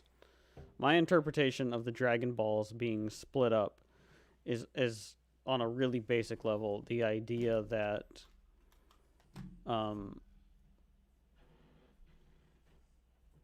the value of that orientation of the self doesn't go away whenever you accomplish the thing that you want to accomplish through the focusing of the self. That the struggle doesn't, the idea that the struggle doesn't go away as a result of accomplishing the goal, and that eternal dragon sort of represents that eternal struggle that you're in. Well, I want to mention too that it's part of the cyclical nature of the dragon itself, and the significance of the dragons going to all, like, the corners of the world, let's say, is because you can find enlightenment anywhere. Yeah, I think it's sort of a representation of the idea that there is always more enlightenment that you can find from the exploration of the unknown. And it takes time to grow. Mm-hmm. That's why they're stones for a year. It takes time to cultivate that enlightenment, but once it's cultivated, you can again go out and pursue the eternal dragon, which is kind of a different idea, I think, than the dragon of chaos. Shenron is, I think, superior, or let's say supersedes that idea. Yeah, I mean, you could boil down like getting one Dragon Ball to the Dragon of Chaos, I think, right? It's sort of like confronting one Dragon Ball. You could be like, oh, you're confronting the Dragon of Chaos in that one ball. It's like the Eternal Dragon sort of represents like the presence of the idea of that in the first place. And it's like once you can confront the idea that that exists in the first place, you can get a higher level of wisdom than just confronting one challenge or confronting or overcoming one hurdle in your life or overcoming one insufficiency that you have, right? It's sort of like the Dragon of Chaos is overcoming your insufficiency. Confronting the Eternal Dragon is confronting the fact that your insufficiency is forever and that you will always have to keep confronting your insufficiencies and that the idea that the unknown supersedes the known. But by speaking forth your will into the world, by accepting and subordinating yourself to that idea, you're able to achieve things that seem impossible, let's say. I would say yes, only given you can accept the nature of the unknown versus the known. Right, you subordinate yourself to that idea. To the unknown, yeah. Well, you said that the unknown is always more important because there's more to it than the known. That's what you just said. Yeah. That's what I'm saying. If you subordinate yourself. To well, that you idea. subordinate I kind of want to boil it down to something like how would I say it? If you can subordinate yourself to the idea that no matter what, eternally, what you don't know is more important than what you currently know, then you can confront the eternal dragon of chaos and always grow as a person. And that is something that is divine. Right, and so Pilaf here is shocked. Pilaf doesn't understand that at all. As must be all of you, because we're going to end in the middle of the episode here. It has been... Ooh. Yeah, it's almost been 4 hours now. We're not even halfway through it, but we'll get there. No, Oleg, stop it. Owl's complaining. I'm complaining. Wow. Well, I say Owl's complaining. Oleg's complaining to Owl. Yeah, I can't go on anymore. Owl's too tired. I also have work tomorrow and all that jazz. But anyways, so if you liked what you saw, please subscribe. We're going to continue this episode in our episode 13, I suppose. I'm probably just going to name it an episode. Don't do that. Well, just call it like episode 12 part 2 or 12.5. something, yeah. 12.5 probably, something like that. But this has been Get the Mic. I'm your host on the left, Owl. I'm your host on the right, Brok. And we'll see you guys